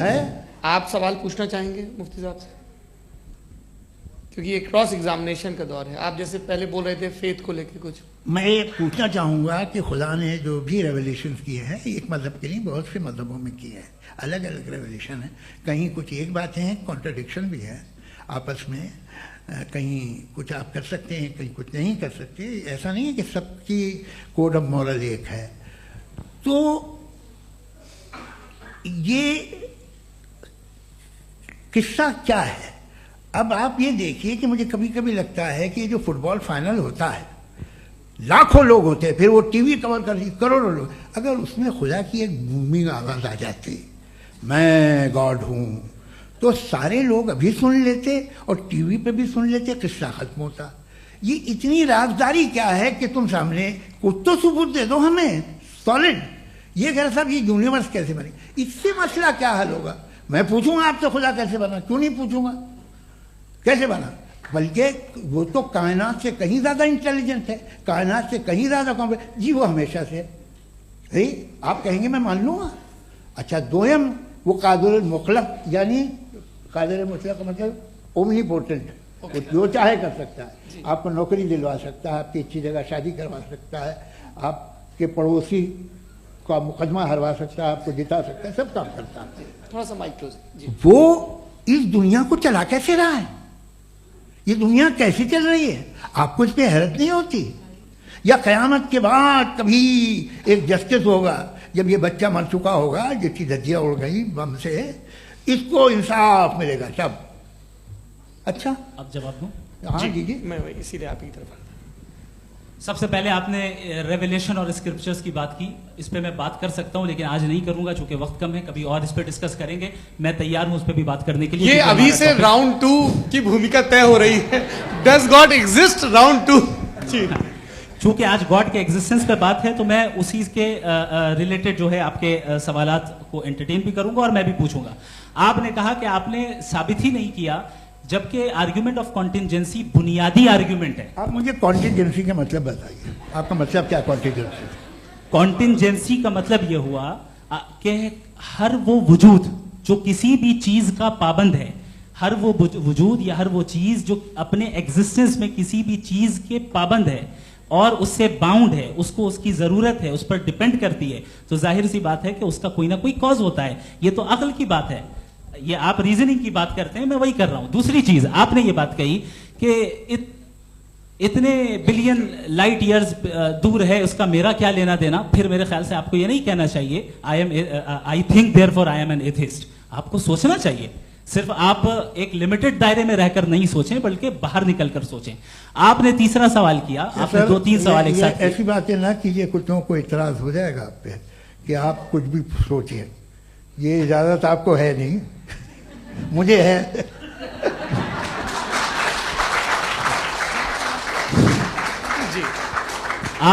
आपने प्रॉब्लम ऑफ इविल के ताल्लुक से सवाल किया और बार बार आप एक लफ्ज रिपीट कर रहे हैं कि ओमनीपोटेंट गॉड है, ऑल पावरफुल गॉड है। यही तो दरअसल समझना है कि गॉड का कॉन्सेप्ट क्या है। प्रॉब्लम ऑफ इविल जो है, प्रॉब्लम ऑफ इविल दर हकीकत दो असम्पशंस पर कायम है। अगर आप इन दो असम्पशंस को समझ जाएं तो ये प्रॉब्लम नहीं रहेगी, आर्ग्यूमेंट आपको समझ में आ जाएगी कि ये कोलैप्स कर जाता है। पॉइंट नंबर 1, यानी जो आपका सबसे पहला फॉल्स असम्पशन है कि गॉड मर्सीफुल है, ओमनीपोटेंट है, दुनिया में जुल्म हो रहा है। लेकिन आपको यह समझना चाहिए कि हमारे वर्ल्ड व्यू के मुताबिक गॉड सिर्फ ओमनीपोटेंट और सिर्फ मर्सीफुल नहीं है, बल्कि वो ऑल वाइज भी है और वो ऑल नोइंग भी है। उसके हर काम के पीछे हिकमत और विजडम है। ये कोई जरूरी नहीं है कि वो हिकमत और विजडम आपको समझ में आए या मुझे समझ में आए। अगर आप जो समझ रहे हैं उसके मुताबिक आप फैसला कर रहे हैं, ये लिमिटेड पर्सपेक्टिव से आर्ग्यूमेंट है। और इस चीज को हम अपनी दुनिया में, अपने लाइफ में, डेली लाइफ में इस प्रिंसिपल को एक्सेप्ट करते हैं। हम जब किसी डॉक्टर के पास जाते हैं, डॉक्टर के पास जाकर वो अगर उसने हमें कोई दवाई दी है तो हम ये तो नहीं कहते कि जब तक आपके पास जितना नॉलेज और जितना विजडम नहीं है, आपने क्यों ये दवाई दी है, तब तक हम इस चीज को एक्सेप्ट नहीं करेंगे। नहीं कहते, हम उसकी अथॉरिटी को तस्लीम करते हैं। क्यों? क्योंकि उसकी हम जानते हैं कि वो नॉलेजेबल है, वो विजडम वाला है, हमसे ज्यादा नॉलेज और हमसे ज्यादा विजडम है। बताएं सर। मैंने डॉक्टर में और खुदा में बड़ा डिफरेंस है। डॉक्टर पढ़ा लिखा होता है एक, तो मैं उसकी बात सुनूंगा। दो ये नहीं, कुछ जवाब तो ये भी नहीं है सर। प्लीज, अगर सब ऑडियंस से बोलने लगेंगे तो फिर मतलब नहीं सिविलाइज्ड बहस का। मतलब आप ये कहें कि चूंकि आप डॉक्टर पे बिलीव करते हैं इसलिए खुदा पे बिलीव कीजिए, क्या ये मिसाल आपको समझाने के आर्गुमेंट है, इस पे आपको एतराज नहीं है। तो सिंपल बात ये है कि मैं अगर ये यकीन कर लूँ कि एक ओमनीपोटेंट, उसकी मसलहत है, ये जो बच्चे मर रहे हैं ये मसलहत है उसकी, मुझे नहीं चाहिए थी मसलहत। उसकी मसलहत नहीं, यही तो समझना है, मतलब एक्सपीरियंस। अच्छा, इस आपने अभी मेरी बात पूरी सुनी नहीं। मैंने कहा आपका पूरा आर्ग्यूमेंट दो फॉल्स असम्पशंस पर है। एक फॉल्स असम्पशन मैंने बता दिया, दूसरा फॉल्स असम्पशन ये है कि इस दुनिया में इविल के होने का कोई गुड रीजन नहीं है, जबकि हमारे पास बाज रीजंस मौजूद हैं, हमारे पास बाज वजूहात मौजूद हैं। अगर इस दुनिया में इविल ना हो तो आप गुड को डिफाइन कैसे करेंगे? अगर जुल्म ना हो आप इंसाफ को समझेंगे कैसे? अगर तारीकी ना हो तो आप लाइट को समझेंगे कैसे? बहुत अच्छे। अभी और सुन लें, अभी और बाकी है। ये तो बात बहुत पसंद आई साहब मुझे, कि जब तक रेप ना हो तब तक औरतों की इज्जत का ख्याल आपने मेरा जवाब पूरा सुना ही नहीं। जब तक के बच्चों का कत्ल ना किया जाए तब तक आपको बच्चों की मासूमियत की इज्जत। आपने पूरा जवाब सुना ही नहीं। क्या बात है, क्या आपने नुक्ता निकाला? आपने पूरा जवाब सुना ही नहीं। आप सुन लें, मेरी बात सुन लें। ये मैंने आपको एक चीज बताई। दूसरी चीज, इस दुनिया में हम आए हैं टेस्ट के लिए, हमारा टेस्ट हो रहा है और हर इंसान का अलग अलग अंदाज में टेस्ट होता है। और इस दुनिया में अगर इविल मौजूद है तो वो इविल जरिया है हमारे अंदर ह्यूमन नोबल क्वालिटीज को डेवलप करने का और अलग अलग फील्ड में प्रोग्रेस करने का। और अगर हमारे अंदर और इस दुनिया में इविल नहीं होता तो बताइए टेस्ट का मतलब क्या होता? अगर मैं अपने स्टूडेंट को एमसीक्यूज दूं और उसमें सिर्फ राइट आंसर लिख कर दे दूं और कहूं तुम्हारा टेस्ट हो गया, ये मीनिंगलेस है। इस दुनिया में अगर हम टेस्ट के लिए आए हैं तो जाहिर है गुड एंड इविल दोनों मौजूद है। तो अगर गुड एंड इविल दोनों मौजूद है तो ये इविल भी खुदा का बनाया हुआ है। जी हाँ, खुदा का बनाया हुआ है। लेकिन अच्छा, चलो अच्छी बात। जी बिल्कुल, तो बिल्कुल खुदा ने बनाया। अभी तो ये है कि जो मेजॉरिटी है दुनिया में वो इविल है, तो ये खुदा एक्चुअली इविल के साइड पे लग रहा है मुझे। बिल्कुल भी नहीं, मैं बताता हूं। मेजॉरिटी में तो वो है। क्या बात कर रहे हैं भाई आप? कोई भी जो मुंसिफ होगा, चाहे आपका अपना घर हो जिसके आप सबसे बड़े हैं, चाहे आपकी ऑर्गेनाइजेशन हो जो आप चलाते हैं, वहां पर आप इविल रखेंगे साबित करने को कि बाकी लोग शरीफ हैं। मेरी बात सुन, क्या ये आर्ग्यूमेंट ही गलत है? अगर कि जब तक के कोई इविल नहीं होगा तब तक के शरीफ आदमी शरीफ नहीं लगेगा। अगर एग्जामिनर गलत ऑप्शन दे रहा है तो एग्जामिनर इविल नहीं हो गया, जो गलत ऑप्शन को सेलेक्ट कर रहा है वो फेल होगा। क्रिएटर ने इविल को बनाया है लेकिन वो इविल नहीं है। अच्छा सुनिए मेरी बात, लेट मी कंप्लीट सर। जी जी। क्रिएटर ने इविल को बनाया है टेस्ट के लिए, वो इविल नहीं है। इविल वो होगा जो उसे इख्तियार करेगा। छुरी को बनाने वाला गलत नहीं होता है, छुरी का गलत इस्तेमाल करने वाला गलत होता है। रेप को कैसे गलत इस्तेमाल करते हैं? रेप इंसान के फ्री विल का नतीजा है। ये रेप कैसे गलत इस्तेमाल होता है? ये मुझे अब सुन लें, अब सुन लें। गलत इस्तेमाल होता हाँ, मैं बता रहा हूँ ना, कैसे गलत इस्तेमाल? मैं बता रहा हूँ जी। कि जो इविल इस दुनिया में मौजूद है उसके कई सारे तरीके हैं। एक तरीका इंसान का अपना फ्री विल है। अब अगर कोई रेपिस्ट रेप कर रहा है तो इसका गॉड का कसूर नहीं है, वो अपने फ्री विल का गलत इस्तेमाल कर रहा है, उसको सजा मिलनी चाहिए। अच्छा। और उसी के लिए जहन्नम बनाई गई है। ये फ्री विल का भी बड़ा चक्कर। आप जब कोई बुरा काम करते हैं या कोई बुराई होती है तो ये कहा जाता है कि ये फ्री विल है। 7 billion free wills are moving on this planet. 7 billion free will. और एक आदमी अपनी फ्री विल से मुझे कत्ल कर दे तो मैं खुदा की मर्जी से मरा हूं कि इसकी फ्री विल की वजह से? मेरी मौत खुदा के हाथ है या ये फ्री विल वाले के हाथ है? खुदा ने फ्री विल का निजाम बनाया है और उस निजाम का गलत इस्तेमाल करके कोई आपको ये मार गलत रहा है, इस्तेमाल करके मेरा कत्ल कर देता है। अब मेरी मौत का जिम्मेदार कौन है? वो इंसान जिम्मेदार है। वो इंसान। जी। तो ये कहना कि और उसको खुदा ही जिंदगी उसको का सजा मिलेगी। तो अब आप आगे चलिए कि ये तय करना कि अल्लाह ही या खुदा, सॉरी अल्लाह ने, खुदा ही जिंदगी देता है, खुदा ही मौत देता है, ये गलत है।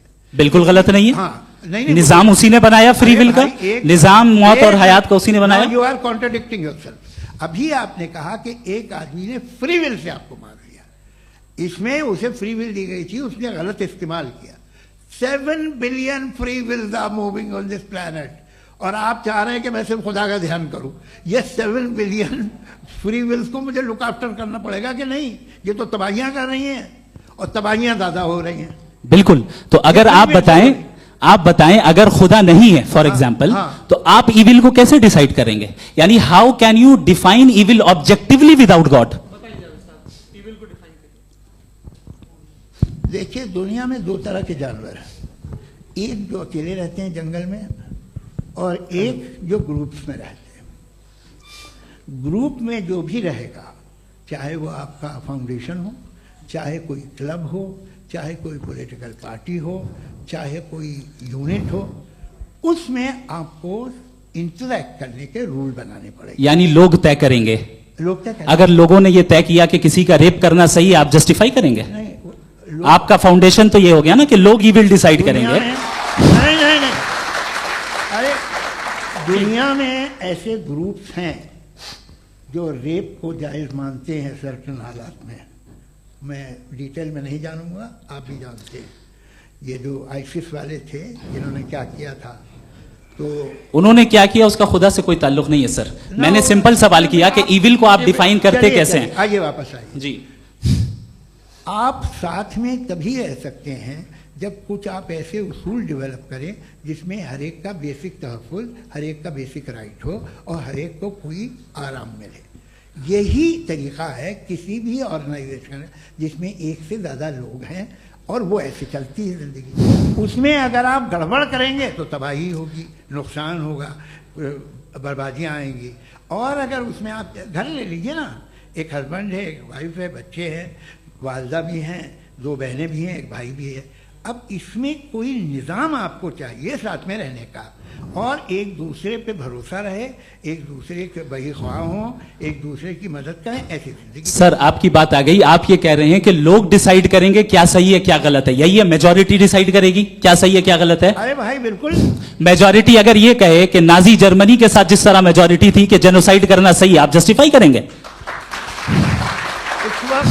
उस वक्त आपका ये सवाल सिर्फ उसके बाद क्लोजिंग। हाँ, उस वक्त प्लेनेट पे जो लोग थे, हाँ। उनमें कितने लोग हिटलर को सही समझते? अच्छा, प्लेनेट की मेजॉरिटी तय करेगी, सोसाइटी की नहीं। प्लेनेट की मेजॉरिटी गॉड के एग्जिस्टेंस को सही मानती है, आप क्यों नहीं मानते?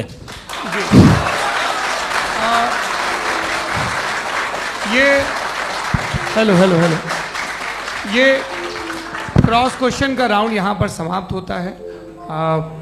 और ये बड़ा अच्छा है कि इस तरह से फ्रेगमेंट कर दिया गया है ताकि जो मरकरी ऊपर जा रहा है नीचे जवाब दे दूं। जी। प्लेनेट की ज्यादातर मेजॉरिटी कुछ दूसरे मजहबों के खुदा को मानती है। आप उन्हें क्यों नहीं, आप तो मेजॉरिटी की बात कर रहे अच्छा, हैं। ये क्लोजिंग आप ये कह रहे हैं इविल और गुड को डिसाइड मेजॉरिटी करेगी। मेजॉरिटी जो कर दे वो सही हो जाएगा। क्लोजिंग इसको जैसा आप ही लोगों ने तय किया है उसी फॉर्मेट को फॉलो कर लेते हैं। भाई मैंने तो भले लोगों पे एतबार किया और तब मॉडरेशन तय किया। जी, आपके पास 5 मिनट का वक्त है, क्लोजिंग आर्ग्यूमेंट है, उसके बाद हम ऑडियंस से क्वेश्चन आंसर लेंगे जावेद साहब की क्लोजिंग आर्ग्यूमेंट के बाद। ओके, टाइम स्टार्ट्स बहुत शुक्रिया जी। हमारा जो टॉपिक है डज गॉड एग्जिस्ट, मैं इस पे इतने एकेडमिक तैयारी करके आया था, मुझे था कि मैंने सोचा था कि कई सारे मैं आर्ग्यूमेंट्स दूंगा, लेकिन वक्त की भी किल्लत और जावेद साहब बार बार इधर उधर चले जा रहे थे तो उसको भी थोड़ा एंटरटेन करना पड़ गया। डज गॉड एग्जिस्ट पे मैं एक ही आर्ग्यूमेंट दे पाया, आर्ग्यूमेंट्स बहुत हैं और डेफिनेटिव आर्ग्यूमेंट्स हैं, और मेरे आर्ग्यूमेंट को किसी एक राउंड में भी इन्होंने एंटरटेन नहीं किया और रेफ्यूट नहीं किया, एक राउंड में भी नहीं, एक राउंड में भी नहीं, और ना ही अभी आपका क्लोजिंग आर्ग्यूमेंट आएगा, नहीं, वो बता देना। Argument of contingency sir. अरे मैं आपसे कई बार कह चुका हूं कंटीजेंसी का मतलब अब मैं कैसे समझाऊं आपको, आपस में, हाँ, आप और कितने आसानी से समझाऊं मैं, मुझे तो नहीं समझ में आ रहा है। आप अपनी आर्ग्यूमेंट ऑफ कंटीजेंसी उर्दू में बोल सकते हैं। हाँ, आप अपनी बात पूरी कर लें जी, आखिरी 4 मिनट। दूसरी चीज, just a minute please ma'am, can I talk? दूसरी चीज ये है कि आपने एक तो इसका जवाब नहीं दिया, दूसरा आपने गॉड के ना होने पर कोई डेफिनेटिव आर्ग्यूमेंट नहीं दिया, सिर्फ मजहब पे बात कर रहे हैं आप।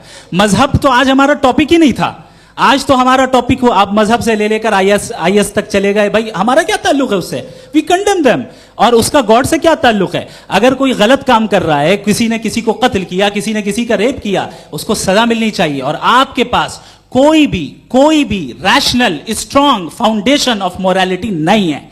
आपने कहा कि मेजॉरिटी तय करेगी सोसाइटी की, वो सही होगा। मैंने कहा हिटलर को, फिर आप सही कहेंगे नहीं नहीं नहीं नहीं, प्लैनेट की सोसाइटी की मेजॉरिटी तय करेगी। तो प्लैनेट की मेजॉरिटी गॉड के एग्जिस्टेंस को मानती है, आप कह रहे हैं ये रिलीजियस है, तो यानी आपके पास कोई स्ट्रॉन्ग फाउंडेशन नहीं है ऑब्जेक्टिव मोरालिटी का। ऑब्जेक्टिव मोरालिटी का अगर कोई फाउंडेशन है तो वो सिर्फ गॉड है, गॉड है, गॉड है। थैंक यू जी। ये मुफ्ती शमाइल नदवी साहब का क्लोजिंग आर्ग्यूमेंट था। अब हमारे पास जी, ये बड़ा अच्छा है कि दोनों लोगों को मॉडरेटर से शिकायत भी और बोल रहे भाई हमारी शाबाशी भी तो करते चलो। अब मेरी बात जी, आपके पास जावेद अख्तर साहब 5 मिनट का वक्त है, ये आपका क्लोजिंग आर्ग्यूमेंट है, टाइम रीसेट कर दें जी। देखिए, बहुत सारी बातें हैं। गॉड का डेफिनेशन दुनिया के किसी भी रिलीजन में है कि वो ओमनीपोटेंट है, ओमनीप्रेजेंट है, he is just, he is kind, he loves you and so on. मैं जब दुनिया देखता हूँ तो मुझे कोई ऐसा सुप्रीम पावर यहाँ दिखाई नहीं देती है जो इंसान की बहबूदी के लिए कुछ कर रही हो, कमज़ोर को बचा रही हो, मदद कर रही हो, जालिम को पीछे हटा रही हो। मैं नहीं देखा, तारीख में नहीं। एक तो अगर है और ये देख रहा है तमाशा, तो उसका होना न होना बराबर है। दोयम ये कि ये जो है, जब आप ये कहते हैं कि कायनात जिसकी कंटीजेंसी है, मैं देखिए वो लफ्ज़ इस्तेमाल किया मैं, तो ये कैसे हो सकती है भाई? और फौरन आप सरेंडर कर देते हैं कि जाहिर है कि इसका बनाने वाला तो इससे 10,000 गुना ज़्यादा कॉम्प्लिकेटेड होगा, उस पर आपके होने पे कोई इतराज़ नहीं है। उसे वो टाइमलेस है, वो पहले से था, टाइम तो बहुत बाद में आया। ये सब आप मानने को तैयार है जिसका आपके पास कोई सबूत नहीं, आपके पास कोई रीज़न नहीं है। आपकी तारीख क्या है मजहब की, बिलीफ की, जो खुदाओं का बिलीफ है, ये कॉन्स्टेंटली गलत साबित होता रहा है। मतलब आप कहें कि अरिस्टोटल के ज़माने में तो सब जाहिल थे, वो भी इतने ही यकीन से खुदा पे यकीन रखते थे, जो अब नहीं रहा, ये भी नहीं रहेगा। आप लिख लीजिए, और इसके आसार आपको दुनिया में दिखाई देना शुरू हो चुके हैं। ये बहस क्या आज से 100 साल पहले इस तरह हो सकती थी? यहाँ तक तो आपको हम ले आए हैं। तो सर अरे इनको मदद की जरूरत नहीं भाई, ये सेल्फ सफिशिएंट आदमी है, आप क्यों इनकी मदद कर रहे हैं? Sir please. तो ये जो है तमाम बातें अपनी जगह हैं। ये एक पैकेज है। आप अकेले, कोई आदमी ऐसा नहीं जो सिर्फ गॉड को मानता हो, उसके साथ बहुत पैराफर्नेलिया आता है, अलग अलग पैराफर्नेलिया आते हैं। They have always created chaos in the society. मैं तो आपको सीधा ऑफर देता हूँ कि दुनिया में 10 इम्पॉर्टेंट बिलीव्स हैं। आप एक मानते हैं, 9 नहीं मानते, 9 में आप एथीस्ट हैं, 9 को आप बिल्कुल रीजनेबली मेरी तरह देखते हैं। तो 90 मजहबी आदमी भी 90% एथीस्ट है, वो दूसरे खुदा नहीं मानता, एक खुदा मानता है अपना वाला, बाकियों को कहता है गलत है। अगर आप मानना ही बंद कर दे तो आपका 10% चांस है कि आप सही हैं और 90% चांस है कि आप गलत हैं। मेरा मशवरा है, आप मानना छोड़ दिए तो 50% चांस होगा कि आप सही हैं और 50% चांस होगा, 40% आप गेन करेंगे बाय बिकमिंग एन एथीस्ट।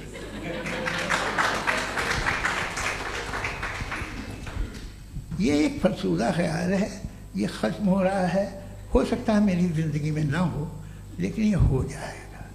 जो बातें ये इनको आप मेटाफिजिकल ये वो ऐसे रिस्पेक्टेबल टर्म दे दिए, ये तो उन लोग के हैं जिन्हें ना फिजिक्स मालूम थी ना मेटा मालूम था, ये उन्होंने आपको दिए हैं।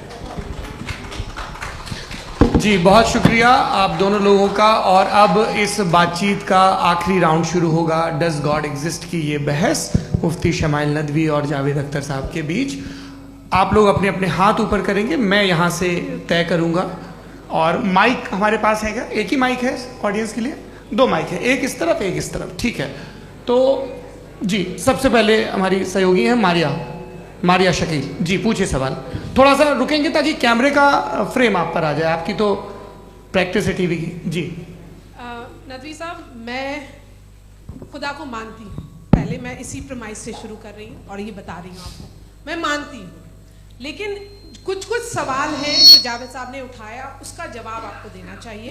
पहला सवाल ये कि गज़ा में सालों से छोटे बच्चे मर रहे हैं, वो उनको अगर खुदा मर्सीफुल है, हम मानते हैं कि अल्लाह ताला में बहुत ताकत है, तो वो बच्चे क्यों मर रहे हैं? दूसरी बात ये कि अगर कंटिजेंसी की जो आप बात करते हैं, पूरे मुस्लिम ममालिक मिल करके भी उन गजा के बच्चों को क्यों नहीं बचा पा रहे हैं? क्योंकि अगर वो चाहते, क्योंकि अल्लाह ताला उन पर हुकूमत करते हैं, सब पर हुकूमत करते हैं, तो वो उनको क्यों नहीं बचा? जी थैंक यू वेरी मच। बहुत अच्छा किया आपने इस चीज़ को जिक्र कर दिया, मैं इसको और अच्छे से एक्सप्लेन करने की कोशिश करता हूँ। देखें, जहाँ तक आपने कहा कि गजा के बच्चों को मारा जा रहा है, देखिए 2 वर्ल्ड व्यू है, एक एथीस्टिक वर्ल्ड व्यू, एक थीस्टिक वर्ल्ड व्यू है। बच्चे मर रहे हैं दोनों वर्ल्ड व्यू में, लेकिन हमारा वर्ल्ड व्यू कह रहा है कि रिकॉम्पेंस है, ये कह रहे हैं कि उनका मरना बेकार जाने वाला है, कोई उसका रिकॉम्पेंस नहीं है, चूंकि इनके यहाँ आखिरत और अल्लाह का कोई तसव्वुर या गॉड का कोई तसव्वुर नहीं है। आपने ये सवाल किया कि गॉड मर्सीफुल है, क्यों नहीं रोकता? ये मैंने बताया कि ये मिसकंसेप्शन है लोगों के दरमियान कि गॉड को सिर्फ मर्सीफुल और ओमनीपोटेंट समझते हैं। गॉड के सिर्फ यही 2 एट्रीब्यूट्स नहीं है, गॉड के कई सारे एट्रीब्यूट्स हैं, उनमें से अल हकीम भी है, उनमें से ऑल वाइज भी है, ऑल नोइंग भी है। लिहाजा अगर इस दुनिया में किसी को तकलीफ आ रही है और गॉड उसको नहीं रोक रहा है, वो इसलिए नहीं रोक रहा है चूंकि इंसानों को फ्री विल दिया गया है। ठीक इसी तरीके से अगर एक डॉक्टर किसी छोटे बच्चे को इंजेक्शन लगा रहा है, उसे तकलीफ पहुंच रही है, उसके लिमिटेड पर्सपेक्टिव के एतबार से यह गलत हो रहा है और डॉक्टर बुरा है। लेकिन जब आप ब्रॉडर पिक्चर को देखेंगी, आपके और हमारे पास सिर्फ एक पिक्सल है, हमें इतना नजर आ रहा है कि गजा में कत्ल हो रहा है, लेकिन इसके पीछे कितना रिकॉम्पेंस उनको मिलने वाला है, पूरा पिक्चर गॉड के पास है। तो एक पिक्सल से आप पूरे पिक्चर को कभी भी जज नहीं कर सकती। आप इसमें कुछ जोड़ना चाहेंगे? आपको कुछ बोलना है इसमें? भैया आपने बहुत अच्छा जस्टिफिकेशन दिया, या आप वो जो वहाँ के प्राइम मिनिस्टर इजराइल के उन्हें भेजिए, वो बहुत खुश होंगे। आप जस्टिफिकेशन दे देना कि अगर गॉड नहीं है तो बच्चे क्यों मर रहे हैं, आप बताएं। वो ये सवाल पूछ रहे हैं कि अगर आप ईश्वर का अस्तित्व नहीं मानते हैं तो उन बच्चों की मौत को आप कैसे इंटरप्रेट करते हैं?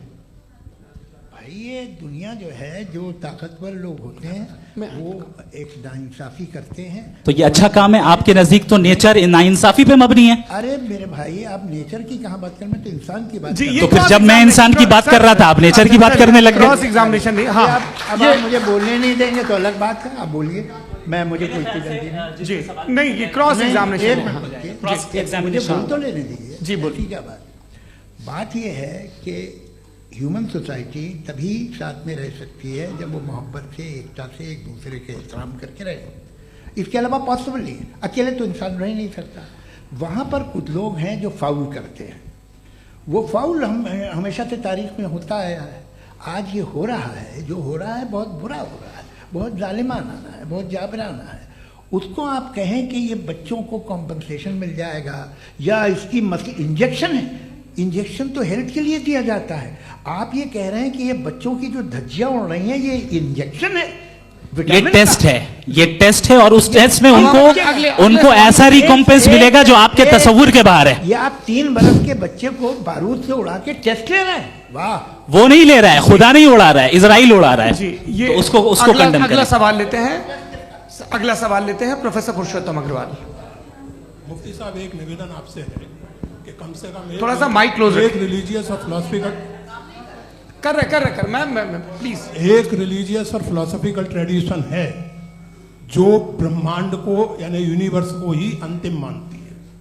सर्वम खलु इदम ब्रह्मम, this is Chandogya Upanishad, and it completely rules out the existence और नेसेसिटी, आपके शब्दों में necessity of a creator. The creation itself is the creator. तो एक मिनट प्लीज। दूसरा जो सवाल आपने अभी, जो आप बार बार कह रहे हैं कि भगवान विद्वान भी है, वाइज, सब जानने वाला, तो अगर विजडम में दुनिया भर के पापों और अत्याचारों को बर्दाश्त करना शामिल है, तो फिर इसका मतलब ये हुआ कि अगर मैं फ्री विल से उसको अपोज करता हूं तो ईश्वर की विजडम और मेरी फ्री विल में कॉन्ट्राडिक्शन है। Because when I am opposing whatever is happening in Gaza, then I am opposing the God's will और गॉड्स विजडम। जवाब लेते हैं। क्योंकि तो गॉड की विजडम, एक मिनट सर प्लीज सर, ये एक जुमला, गॉड की विजडम है कि गाजा में जो कुछ हो रहा है वो हो रहा है, मैं उसका अपोज कर रहा हूं, तो मैं गॉड की विजडम के खिलाफ जा रहा हूं। एक सवाल। दूसरा ये नहीं, आपने 2 ऑलरेडी। सर आप और सवाल कर लें, लेकिन मुझे 2 जवाब दे दें। पहले आपने ये कहा, सुनिए मेरी बात सुनिए। भाई इजराइल के गॉड के मुताबिक तुम्हारा ठीक हो रहा है ना? नहीं हो रहा है, ठीक नहीं हो रहा है। मैं बता रहा हूँ क्या हो रहा है, आप तशरीफ रखें, मैं बता रहा हूँ क्या हो रहा है। Let me complete please. एक सेकंड गाइस, एक सेकंड। ये देखिए, ऐसा है कि ये सब बड़ा आपस में विचार विमर्श के बाद ये तय हुआ था कि कुछ नियम बना लिए जाएं ताकि एक टाइम बाउंड बातचीत चले। और भाई साहब, आप बड़ा जरूरी काम कर रहे हैं, लेकिन कैमरे के फ्रेम में आके उस काम को गड़बड़ कर दे रहे हैं। ठीक है गुरु, अब मेरे को कहीं का गुस्सा कहीं निकालना था, सॉरी। नहीं, कोई गुस्सा नहीं है जी। तो प्रोफेसर ने सवाल पूछे, आप उनके जवाब दें, और थोड़ा ये सब लोग थोड़ा ख्याल रखें भाई, सवाल संक्षिप्त रखें जी। आपने 2 सवाल किए। सबसे पहला ये कहा कि हमारे पास ये कॉन्सेप्ट है कि ये यूनिवर्स खुद नेसेसरी बीइंग है, creation itself is the creator. How irrational is this कि मैं एग्जिस्ट करूंगा बाद में, लेकिन अभी एग्जिस्ट कर भी रहा हूं, यानी एक ही टाइम में एग्जिस्ट भी कर रहे हैं, नहीं भी कर रहे हैं। This is not true. दूसरी चीज, आपने कहा कि अगर इजराइल में, सॉरी माफ कीजिएगा, Israel doesn't exist, occupied Palestine में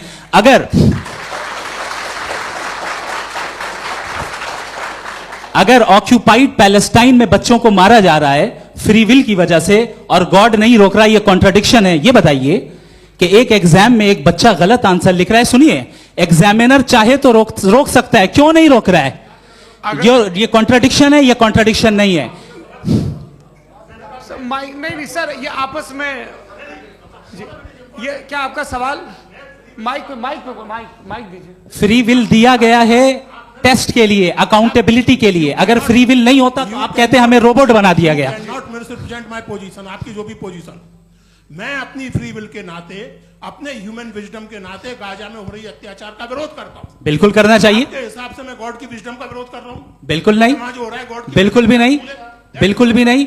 उसका वहां पर गाजा में कत्ल होना ये इंसानों के गलत इस्तेमाल का नतीजा है, फ्री विल के इस्तेमाल का नतीजा है। गॉड इसका हुक्म नहीं देता, उससे रोकता है। यही तो मसला है ना, आपके लिए कॉन्सेप्ट क्लियर है? नहीं भाई, आपने तो बताया था इंजेक्शन लगाने से बच्चे को तकलीफ होती है, ये इंजेक्शन लगा। सर आप ऐसे रेटोरिक स्टेटमेंट दे तब तो कोई मसला नहीं समझते रहेंगे। This is a rhetoric statement, this is not a logical argument sir. I am sorry, I am sorry. आखिरी 30 मिनट बड़े मुश्किल होने वाले हैं जी। मुफ्ती साहब आगे बैठे हैं, इनको माइक दीजिए। हाँ तरुण, माइक आप अपने पास रखिए, आपको कैमरे का फ्रेम पता है जी। सबसे पहले दोनों को मुबारकबाद। एक सर अपना आप नाम बता दें। आप अमेरिका में शिकागो में रहते हैं, इतना मुझे याद है। बताया आपको, यासिर नदीम अलवाजदी मेरा नाम है। जावेद सर, आपसे एक क्वेश्चन है इन्फिनिट रिग्रेस के ताल्लुक से। एक हाइपोथेटिकल सिनेरियो है, मसलन अगर आप सर माइक थोड़ा सा प्लीज क्लोज रखिए जी। अगर आप शायर इसलिए हैं कि आपके कोई उस्ताद शायर थे, और वो इसलिए शायर थे कि उनके कोई उस्ताद शायर थे, और इसी तरीके से हम माजी में पीछे चलते चलते चले जाएं और कहीं ना रुके, तो माफ कीजिएगा आप कभी शायर नहीं हो सकते। लेकिन आप शायर हैं, आपका शायर एग्जिस्ट करता है, इसका मतलब ये है कि आप कहीं ना कहीं रुके हैं। तो मेरा सवाल ये है कि क्या आप इन्फिनिट रिग्रेस ऑफ कॉजेस को लॉजिकल फैलेसी मानते हैं या नहीं मानते? हाँ या ना? मैं इन्हें लॉजिकल फैलेसी नहीं मानता हूँ, लेकिन मेरा प्रॉब्लम यह है कि जब मैं नहीं मानता हूँ तो I will continue with this logic जो फैलेसी नहीं हो। आप एक जगह रुक जाते हैं जाके, आप कहते हैं ये गेंद कैसे बनी, ये जजीरा कैसे बना, ये समंदर कैसे बना, ये ज़मीन कैसे बनी, और अचानक गॉड पे जाके आपको ब्रेक लग जाता है। एक बार आप सवाल नहीं करते कि भाई इनको बनाने वाला तो इनसे भी कॉम्प्लिकेटेड होगा, वो कैसे बना, उसके बारे में आपने इत्मीनान कर लिया, वो हमेशा से है। तो अगर आप उसे हमेशा से मानते हैं तो फिर ये मान लीजिए कि कायनात हमेशा से है, क्या तकलीफ फिर हम वजूद में नहीं आते ना। जी है? हम मौजूद नहीं। अच्छा सर क्यों नहीं हो मैं सकता? बताऊंगा, प्लीज प्लीज। जैसे मैंने मिसाल दी आपके शेर, आपका शेर कभी वजूद में ना आता अगर शायर इसी तरह चलते रहते हमेशा। जी माइक मेरे ख्याल से एक सेकंड। इन्फिनिट रिग्रेस का कॉन्सेप्ट क्लियर नहीं हो पाया, ऐसे रहने दें, लेट्स मूव ऑन सर। ठीक है, हाँ थोड़ा सा मॉडरेटर का भी ख्याल रखें। नहीं आपने तो रखा है, आपने रखा है। यहाँ पे गौहर रजा साहब हैं, वो भी एक सवाल पूछना चाहते हैं। माइक यार नीचे से ऑन कर दिए, नीचे। पहले तो ये कह दूं कि मैं उन बच्चों से शर्मिंदा हूं जिनको गजा में कत्ल किया गया, क्योंकि हमारे होते हुए कत्ल किया गया। लेकिन उससे ज्यादा शर्मिंदगी इस बात से हुई कि मुझे लगा कि मुफ्ती साहब उसको जस्टिफाई कर रहे हैं। बिल्कुल भी नहीं, आप बहुत ही गलत मुझे बात लगा मैं गलत हो सकता हूं। बिल्कुल गलत मैं है। सवाल पूछ रहा हूं, सवाल मैं देखिए, सवाल अगर पूछ रहा हूं। एक मैं जावेद भाई से डिसएग्री करता हूं। एक सेकंड देखिए, अगर देखिए ऐसा एक सेकंड आप सर वेट अरे आप कुछ मेरे पहले मुझे अपनी बात कह लेने दीजिए। अगर ऑडियंस तय करेगी तो फिर मॉडरेटर का मतलब नहीं। मेरा आप सबसे ये कहना है, ये बहस दो लोगों के बीच में है, एक तरफ मुफ्ती साहब, एक तरफ जावेद साहब। पिछले 1.5 घंटे से ये लोग अपने अपने तर्क रख रहे हैं। आपकी इनसे इत्तेफाकी हो सकती है, ना इत्तेफाकी हो सकती है। मेरे उस्ताद मुझे सिखा गए हैं कि मुखामुखम में असहमति की गुंजाइश बची रहनी चाहिए।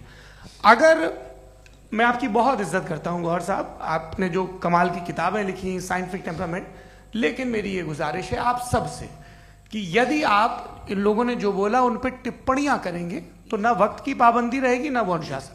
आप सवाल पूछ लें, उस सवाल में जो बात आ जाए वो आ जाए। मैं जावेद साहब से डिसएग्री करता हूं, इसलिए जावेद साहब से सवाल पूछ रहा हूं। आपका सवाल जावेद अख्तर साहब से। और सवाल यह है मेरा कि जावेद साहब ने कई बार लॉजिक का इस्तेमाल किया कि साइंस में लॉजिक है और रिलीजन में लॉजिक नहीं है। मेरा ख्याल यह है कि रिलीजन में भी लॉजिक है, लेकिन उस लॉजिक की बेसिस यह है कि आप रुक जाते हैं, जिसका जिक्र जावेद साहब ने बार बार किया, यानी खुदा के तसव्वुर पे आते हुए, गॉड के तसव्वुर पे आते हुए रुक जाते हैं। और इसमें सवाल पूछना मतलब फॉरबिडन होता है। सवाल यह है कि क्या जावेद साहब इससे एग्री करते हैं कि साइंस की लॉजिक अलग है और रिलीजन की लॉजिक अलग है? बताइए सर।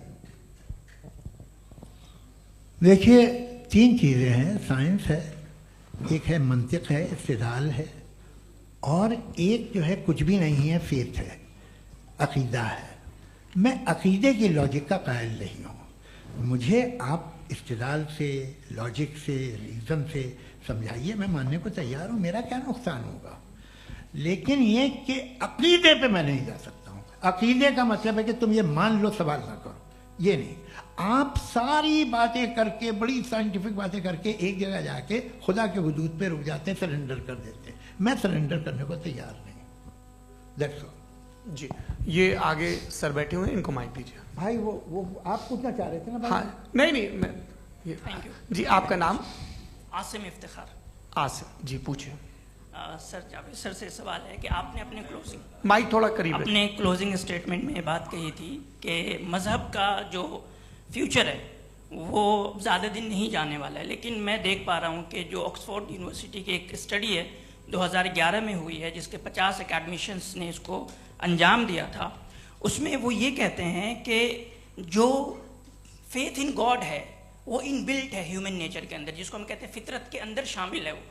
और वो ये कहते हैं कि अगर कोई ये समझता है कि मज़हब को वो ख़त्म कर देगा तो ये उसकी गलत फहमी है। तो आप इसके बारे में, इस स्टडीज़ के बारे में क्या कहते हैं? ठीक है। मैं उनसे एग्री नहीं करता हूँ। वो कौन से प्रोफेसर होंगे? ऐसा उनके क्या पास डेटा है, इन्होंने डेटा के बेस होगा। डेटा क्या हो सकता है? फ्यूचर का डेटा तो नहीं हो सकता ना उनके पास। प्रेजेंट का डेटा हो सकता है। डेटा आपने सुना 100 साल पहले का बाद का डेटा, मैंने तो नहीं सुना आज तक। तो आज उनकी ये राय है और होगी राय, ठीक है, दुनिया में तरह तरह की राय है लोग, लेकिन मैं समझता हूँ कि वक्त के साथ इंसान ज़्यादा से ज़्यादा रीजनेबल और लॉजिकल होता जा रहा है। आज आप देखिए वेस्टर्न यूरोप में क्या परसेंटेज है नॉन बिलीवर्स की, बहुत हाई, वहाँ चर्च खाली पड़े होते हैं। तो अल्टीमेटली तो इंसान कोई ऐसी बात बहुत अरसे तक नहीं मान सकेगा, चाहे गलत या सही, जो उसे उसके दिमाग को, उसके जहन को, उसके लॉजिक को अपील न करे। वो कह रहे हैं तो ऑक्सफोर्ड के होंगे तो कैम्ब्रिज के होंगे तो मुझे क्या लेना देना, उनका डेटा मुस्तकबिल का नहीं हो सकता है। जी दीपक, हाँ पूछिए।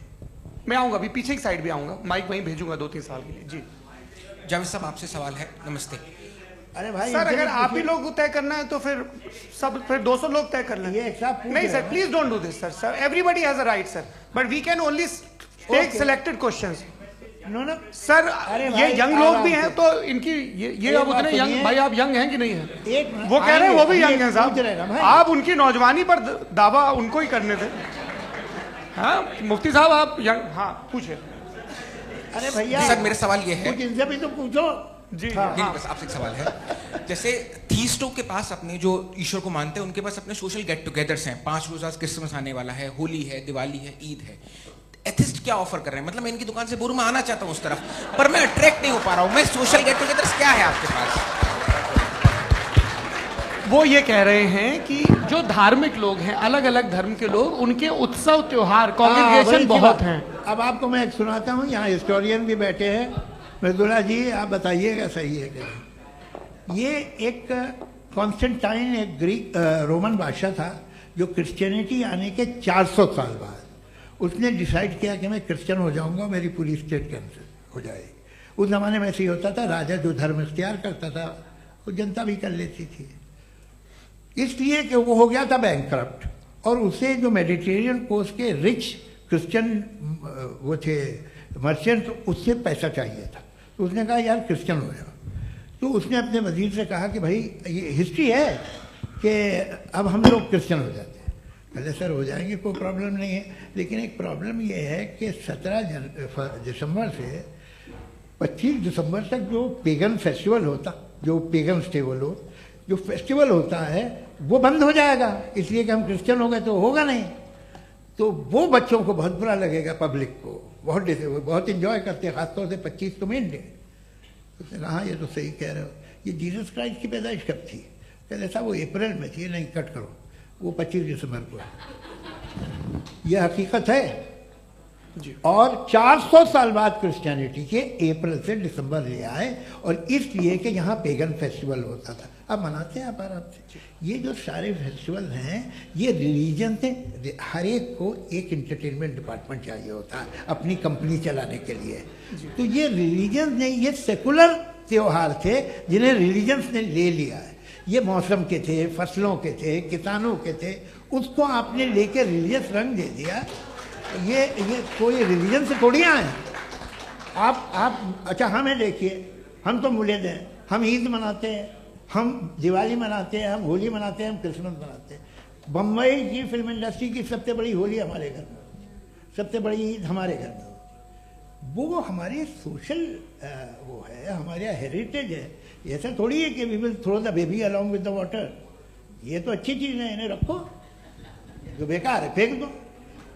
जी हाँ हेलो जी, मेरा सवाल नादवी जी से है। जैसा कि आपने बोला कि गॉड टाइम के भी परे हैं और गॉड इतनी कॉम्प्लेक्स चीज़ है कि उसे ह्यूमन माइंड समझ नहीं सकता, और गॉड ने अर्थ पे फ्री विल भी दे दी है, तो आप अपना वक्त ज़ाया क्यों कर रहे हैं गॉड के बारे में बात करके? अपन को तो बात करनी चाहिए कि सोसाइटी को बेहतर कैसे करें। जी, मैं गॉड वही बताता है सोसाइटी को कैसे बेहतर करें। अभी मैं आपका जवाब देता हूँ। आपने कहा कि टाइम पे वो एग्जिस्ट नहीं करता, सो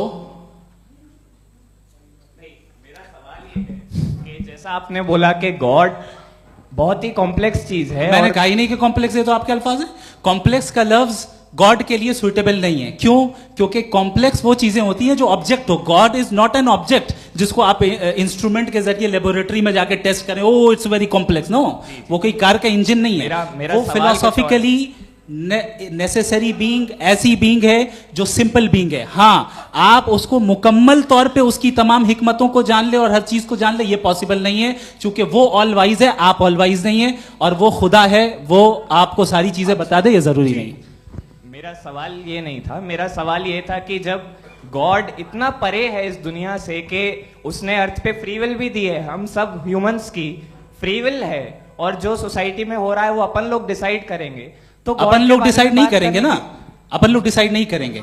गॉड जो है, गॉड ने वो उसकी जात, उसकी एग्जिस्टेंस टाइम एंड स्पेस से परे है, लेकिन वो हमारा टेस्ट ले रहा है और उसी गॉड ने हमें बताया कि तुम्हें क्या करना है क्या नहीं करना है, तो जाहिर है उस गॉड की बात सुनेंगे ना हम। जी, वो पीछे एक चश्मा लगाए जो मैम खड़ी हैं, उनको दीजिए। हाँ, आप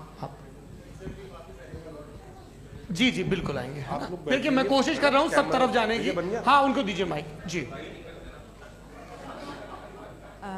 हेलो सर, मैं ओमनी प्रेजेंट नहीं हूँ, टाइम पाबंद हूँ और जहां तक कोशिश कर सकता हूँ करूंगा। जी, अपना नाम बताइए। मेरा नाम उर्सुला है, मैं दिल्ली यूनिवर्सिटी की एक स्टूडेंट हूँ और मैं स्टूडेंट फेडरेशन ऑफ इंडिया से हूँ।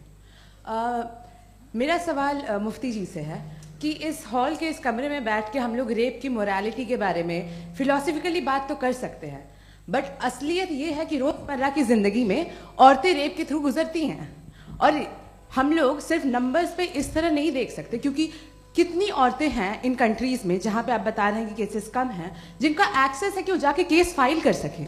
कितनी औरतें हैं जो जिनको काम करने की आज़ादी है उन कंट्रीज में। यूरोप में ये आज़ादी आ गई, यूरोप में ये रूल्स आ गए, तो हम आज उसके बारे में बात कर पा रहे हैं। जी, जवाब। आपने ये कहा कि कमरे में बंद होकर हम लोग इस पर फिलोसफिकली बात कर सकते हैं, लेकिन हकीकत में क्या हो रहा है, वो ग्राउंड लेवल पे क्या हो रहा है जो बहुत गलत हो रहा है, और वो सफ़र कर रही हैं। आई अग्री, बहुत गलत हो रहा है, और जो गलत हो रहा है उसको हमें रोकना है। और क्यों रोकना है, वो गलत क्यों है?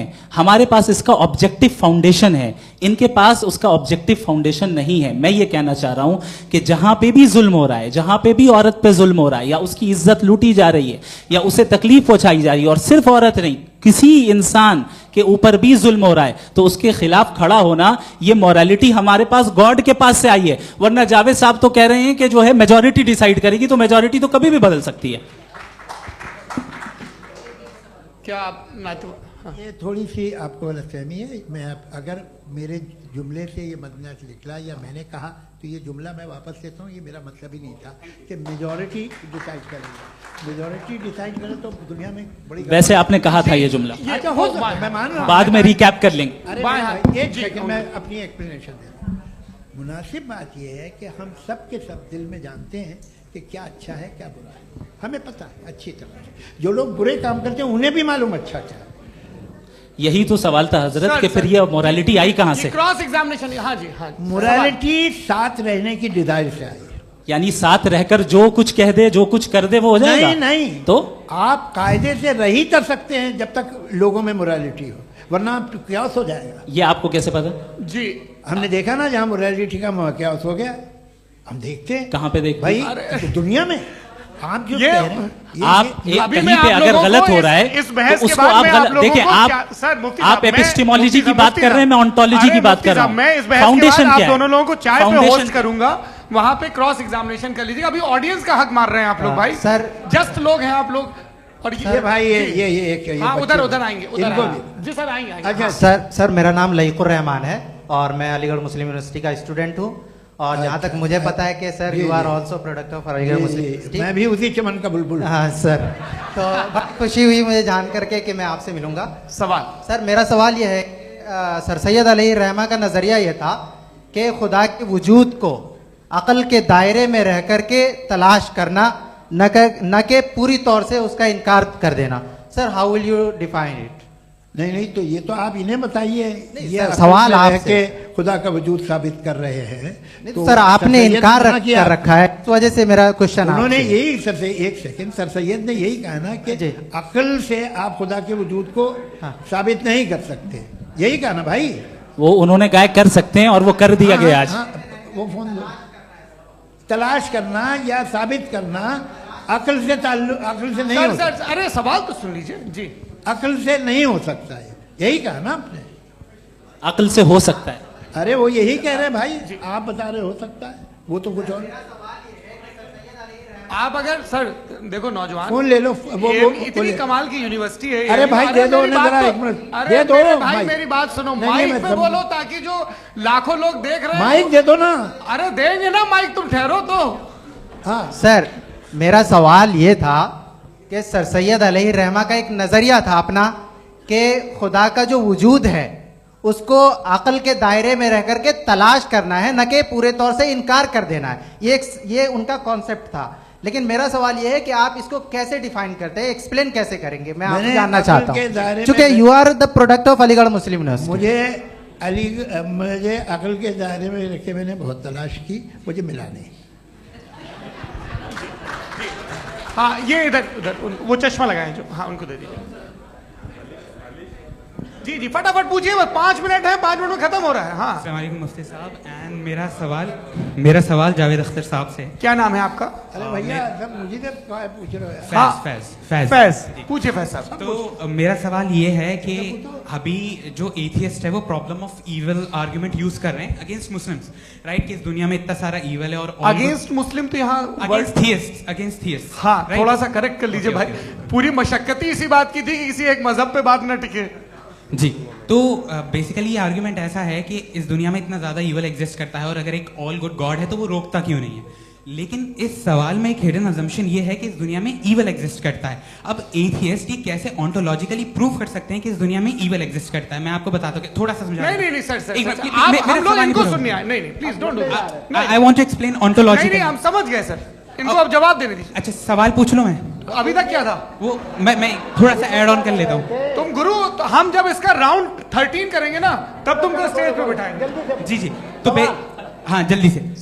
तो देखिए एथियज्म के हिसाब से सब कुछ रैंडमली बन गया है, सब कुछ एटम्स और मॉलिक्यूल्स है। एक पत्थर में और मुझ में सिर्फ इतना फर्क है कि हम लोग एटम्स और मॉलिक्यूल्स का अलग अलग रीअरेंजमेंट है। अब एक पत्थर को कोई इंसान तलवार से 2 टुकड़ों में काट दे या मुझे, according to atheism it is same. There is no evil and good according to atheism.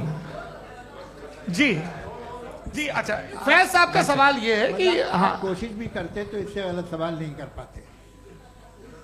एक लाइफ फॉर्म है और लाइफ फॉर्म में फीलिंग्स हैं, मतलब लाइफ फॉर्म सुनता है, देखता है, टेस्ट कर सकता है, फील कर सकता है। तो उसकी ये जो क्वालिटी इस बबल में आ गई है, वो जानवर में भी है, इंसान में भी है। तो जाहिर है कि उसे कोई तकलीफ पहुंचेगी, तो चूंकि उसके पास वो सेंसिटिविटी है तो मैं करेगा। पत्थर में वो सेंसिटिविटी नहीं है। तो ये क्या सवाल हुआ कि अगर पत्थर को काटा तो पत्थर को तकलीफ नहीं होती, तो आपको काटे तो आपको क्यों तकलीफ हो? बैठ जाइए। जी हाँ अगला सवाल। हाँ पूछे जी जावेद अख्तर साहब। अरे भैया सब आप लोग मुफ्ती साहब को छोड़ रहे हैं, तो मेरे ही पीछे पड़े हैं क्या? चलो बोलो भाई। You asked how God can exist when children die in Gaza. Huh? You asked how God can exist when children die in Gaza, and you also mentioned the rise of atheism in Europe. But the same events also are leading many atheists and non-believers to turn towards faith. How do you interpret this contradiction, where suffering pushes some away from God, yet brings others closer to belief? आपको एक बात बताऊं, दुनिया perfect तो कहीं भी नहीं है, हर जगह कुछ खामियां हैं। बेटा एक मिनट, मैं आप ही को कहेंगे, देखो वो तो कुछ खामियां, कमज़ोरियां, खराबियां सब जगह है। लेकिन अगर देखोगे ईमानदारी से कि दुनिया सबसे ज़्यादा महज़ब कहाँ है, एक आम शहरी को कहाँ हुकूक हासिल हैं, वो बोल सकता है, अपनी मर्ज़ी से काम कर सकता है, अपनी मर्ज़ी से राय दे सकता है, हुकूमत के ख़िलाफ़ बोल सकता है, बरसरे इक़्तिदार लोगों के बारे में बोल सकता है, सरमायादारों के ख़िलाफ़ बोल सकता है। तो आपको ये स्कैंडिनेवियन कंट्रीज़ में मिलेगा, वेस्टर्न यूरोप में मिलेगा। मैं नहीं कह रहा वो परफेक्ट है, बिल्कुल नहीं, वहाँ बहुत ख़राबियाँ भी हैं, परफेक्ट तो कोई। लेकिन जिन जिन मुल्कों में, लैटिन अमेरिका देखो, गल्फ देखो, वहाँ पर आपको ये ज़रूर है कि रेप नहीं होते होंगे। रेप की ज़रूरत क्या है भाई? उसको तो ख़रीद लो, घर में रखो, सड़क पर रेप करने की क्या ज़रूरत है? मगर सुनिए, मगर हकीकत ये है कि वहाँ शख्सी आज़ादी राय देने की, बोलने की नहीं है। जी, ये एक आखिरी सवाल मुफ्ती साहब से। हाँ मैम, इनको माइक दीजिए। शुक्रिया। मेरा नाम मनीषा है, मैं हरियाणा से आई हूँ। मैं मुफ्ती साहब से एक बात पूछना चाहती हूँ। आप बार बार जावेद साहब को कॉन्ट्राडिक्ट तो कर रहे हैं कि आपने ये कहा, लेकिन आप भी अजम्पशंस के बेसिस पे बात कर रहे हैं। आपने खुदा के होने का कौन सा प्रूफ पेश किया है खुदा की एग्जिस्टेंस का? अब इस सवाल को अलग रहने दीजिए, कौन एथीस्ट है कौन नहीं है। और दूसरी बात जो आपने एक छोटी सी कही थी कि ये फ्री विल का इस्तेमाल करता है इंसान अपनी, लेकिन उस फ्री विल का इस्तेमाल में मतलब खुदा ने ये दे दी सबको ये इजाजत कि वो कितना घिनौनापन और कितने ज्यादा खराब से खराब तरीके इस्तेमाल कर सकता है। जवाब सुनते जी। आप फ्री विल को मानती है ना, या अब कहती है कि फ्री विल नहीं है ना? मानती है ना? तो अब आपके पास इसका कोई एक्सप्लेनेशन नहीं है कि अगर एक इंसान उस फ्री विल का इस्तेमाल करके गलत काम कर रहा है और बच के अच्छी जिंदगी गुजार के निकल जा रहा है, उसका कोई रिकॉम्पेंस नहीं है। हमारे वर्ल्ड व्यू में जो इंसान गलत काम कर रहा है उसको भी रिकॉम्पेंस यानी उसका बुरा बदला मिलना है, और जो सही काम कर रहा है उसको सही बदला मिलना है। लिहाजा जो फ्री विल है वो इस तरीके से है कि एक लिमिटेड टाइम तक खुदा ने मोहलत दी है। ऐसे नहीं कि छूट दे दी, जो करना है करते रहो हमेशा। वक्त आएगा जब एग्जाम का टाइम खत्म होगा तब रिजल्ट आएगा। दौराने एग्जाम जबरदस्ती आपको नहीं बताया जाएगा। अरे भाई एक सेकंड, जी एक सवाल मुफ्ती साहब से मेरा, मुफ्ती साहब से जी, रुक जाइए, आपसे फोन, आप इसके बाद आपसे यही रहेंगे वो। हाँ बोलिए। मैं मुफ्ती साहब एक ही सवाल करता हूँ कि अगर जो हो रहा है फ्री विल से हो रहा है और एक दिन बरोज़ क़यामत इंसाफ होगा मैशर में वगैरह वगैरह, तो दुआ क्यों मांगते हैं लोग? दुआ मांगते हैं इसके मतलब है अभी भी उसने ये डिपार्टमेंट रखा है कि मैं रोजमर्रा की जिंदगी में बिल्कुल बिल्कुल ही कैन। तो तुम कैन हो, तुम मुझे नौकरी दिला देते हो, मेरे बेटे को ग्रीन कार्ड दिला देते हो, और 45,000 बच्चे मरते उन्हें रोकते नहीं हो। नहीं तो क्या आप ये कह रहे हैं कि इस दुनिया में जालिमों को कभी पकड़ ही नहीं होती है? अरे जो भी पकड़ होगी वो बच्चे रोते हैं। बिल्कुल, देखें मैंने अपने ओपनिंग स्टेटमेंट में यही कहा था कि जनाब जावेद साहब सिर्फ इमोशनल आर्गुमेंट देंगे। This is an emotional argument. ये छोटे मोटे इसके पीछे का रीजन मैंने बताया क्या है। देखिए, मैं इसके पीछे का रीजन क्या है मैंने बताया। मंच से आप लोगों को सज्जनों इसलिए कह रहा हूं ताकि थोड़ा सा आपके कॉन्शियंस पे जोर रहे कि आपको ऑर्डर बचा के रखना है। वक्त तय हुआ था, ये वक्त पूरा हुआ, आपने इतने धैर्यपूर्वक सुना, मैं आप सबका बहुत बहुत शुक्रगुजार हूं। यदि इन दोनों विद्वानों की इच्छा होगी तो कभी हम इस बातचीत का राउंड 2, राउंड 3, यही तो देखिए खूबी है इंसान की कि बहस मुबाहसे में वो पड़ा रहता है। आप लोगों ने बड़े धैर्य का परिचय दिया, बहुत बहुत शुक्रिया। इसी के साथ ये बातचीत यहाँ पे समाप्त होती है। आप लोगों को मैं एक बात बता दूं, ये सारी बहस हो गई, अब मुफ्ती साहब और बड़े मुफ्ती साहब इन के साथ मैं खाना खाने वाला हूँ।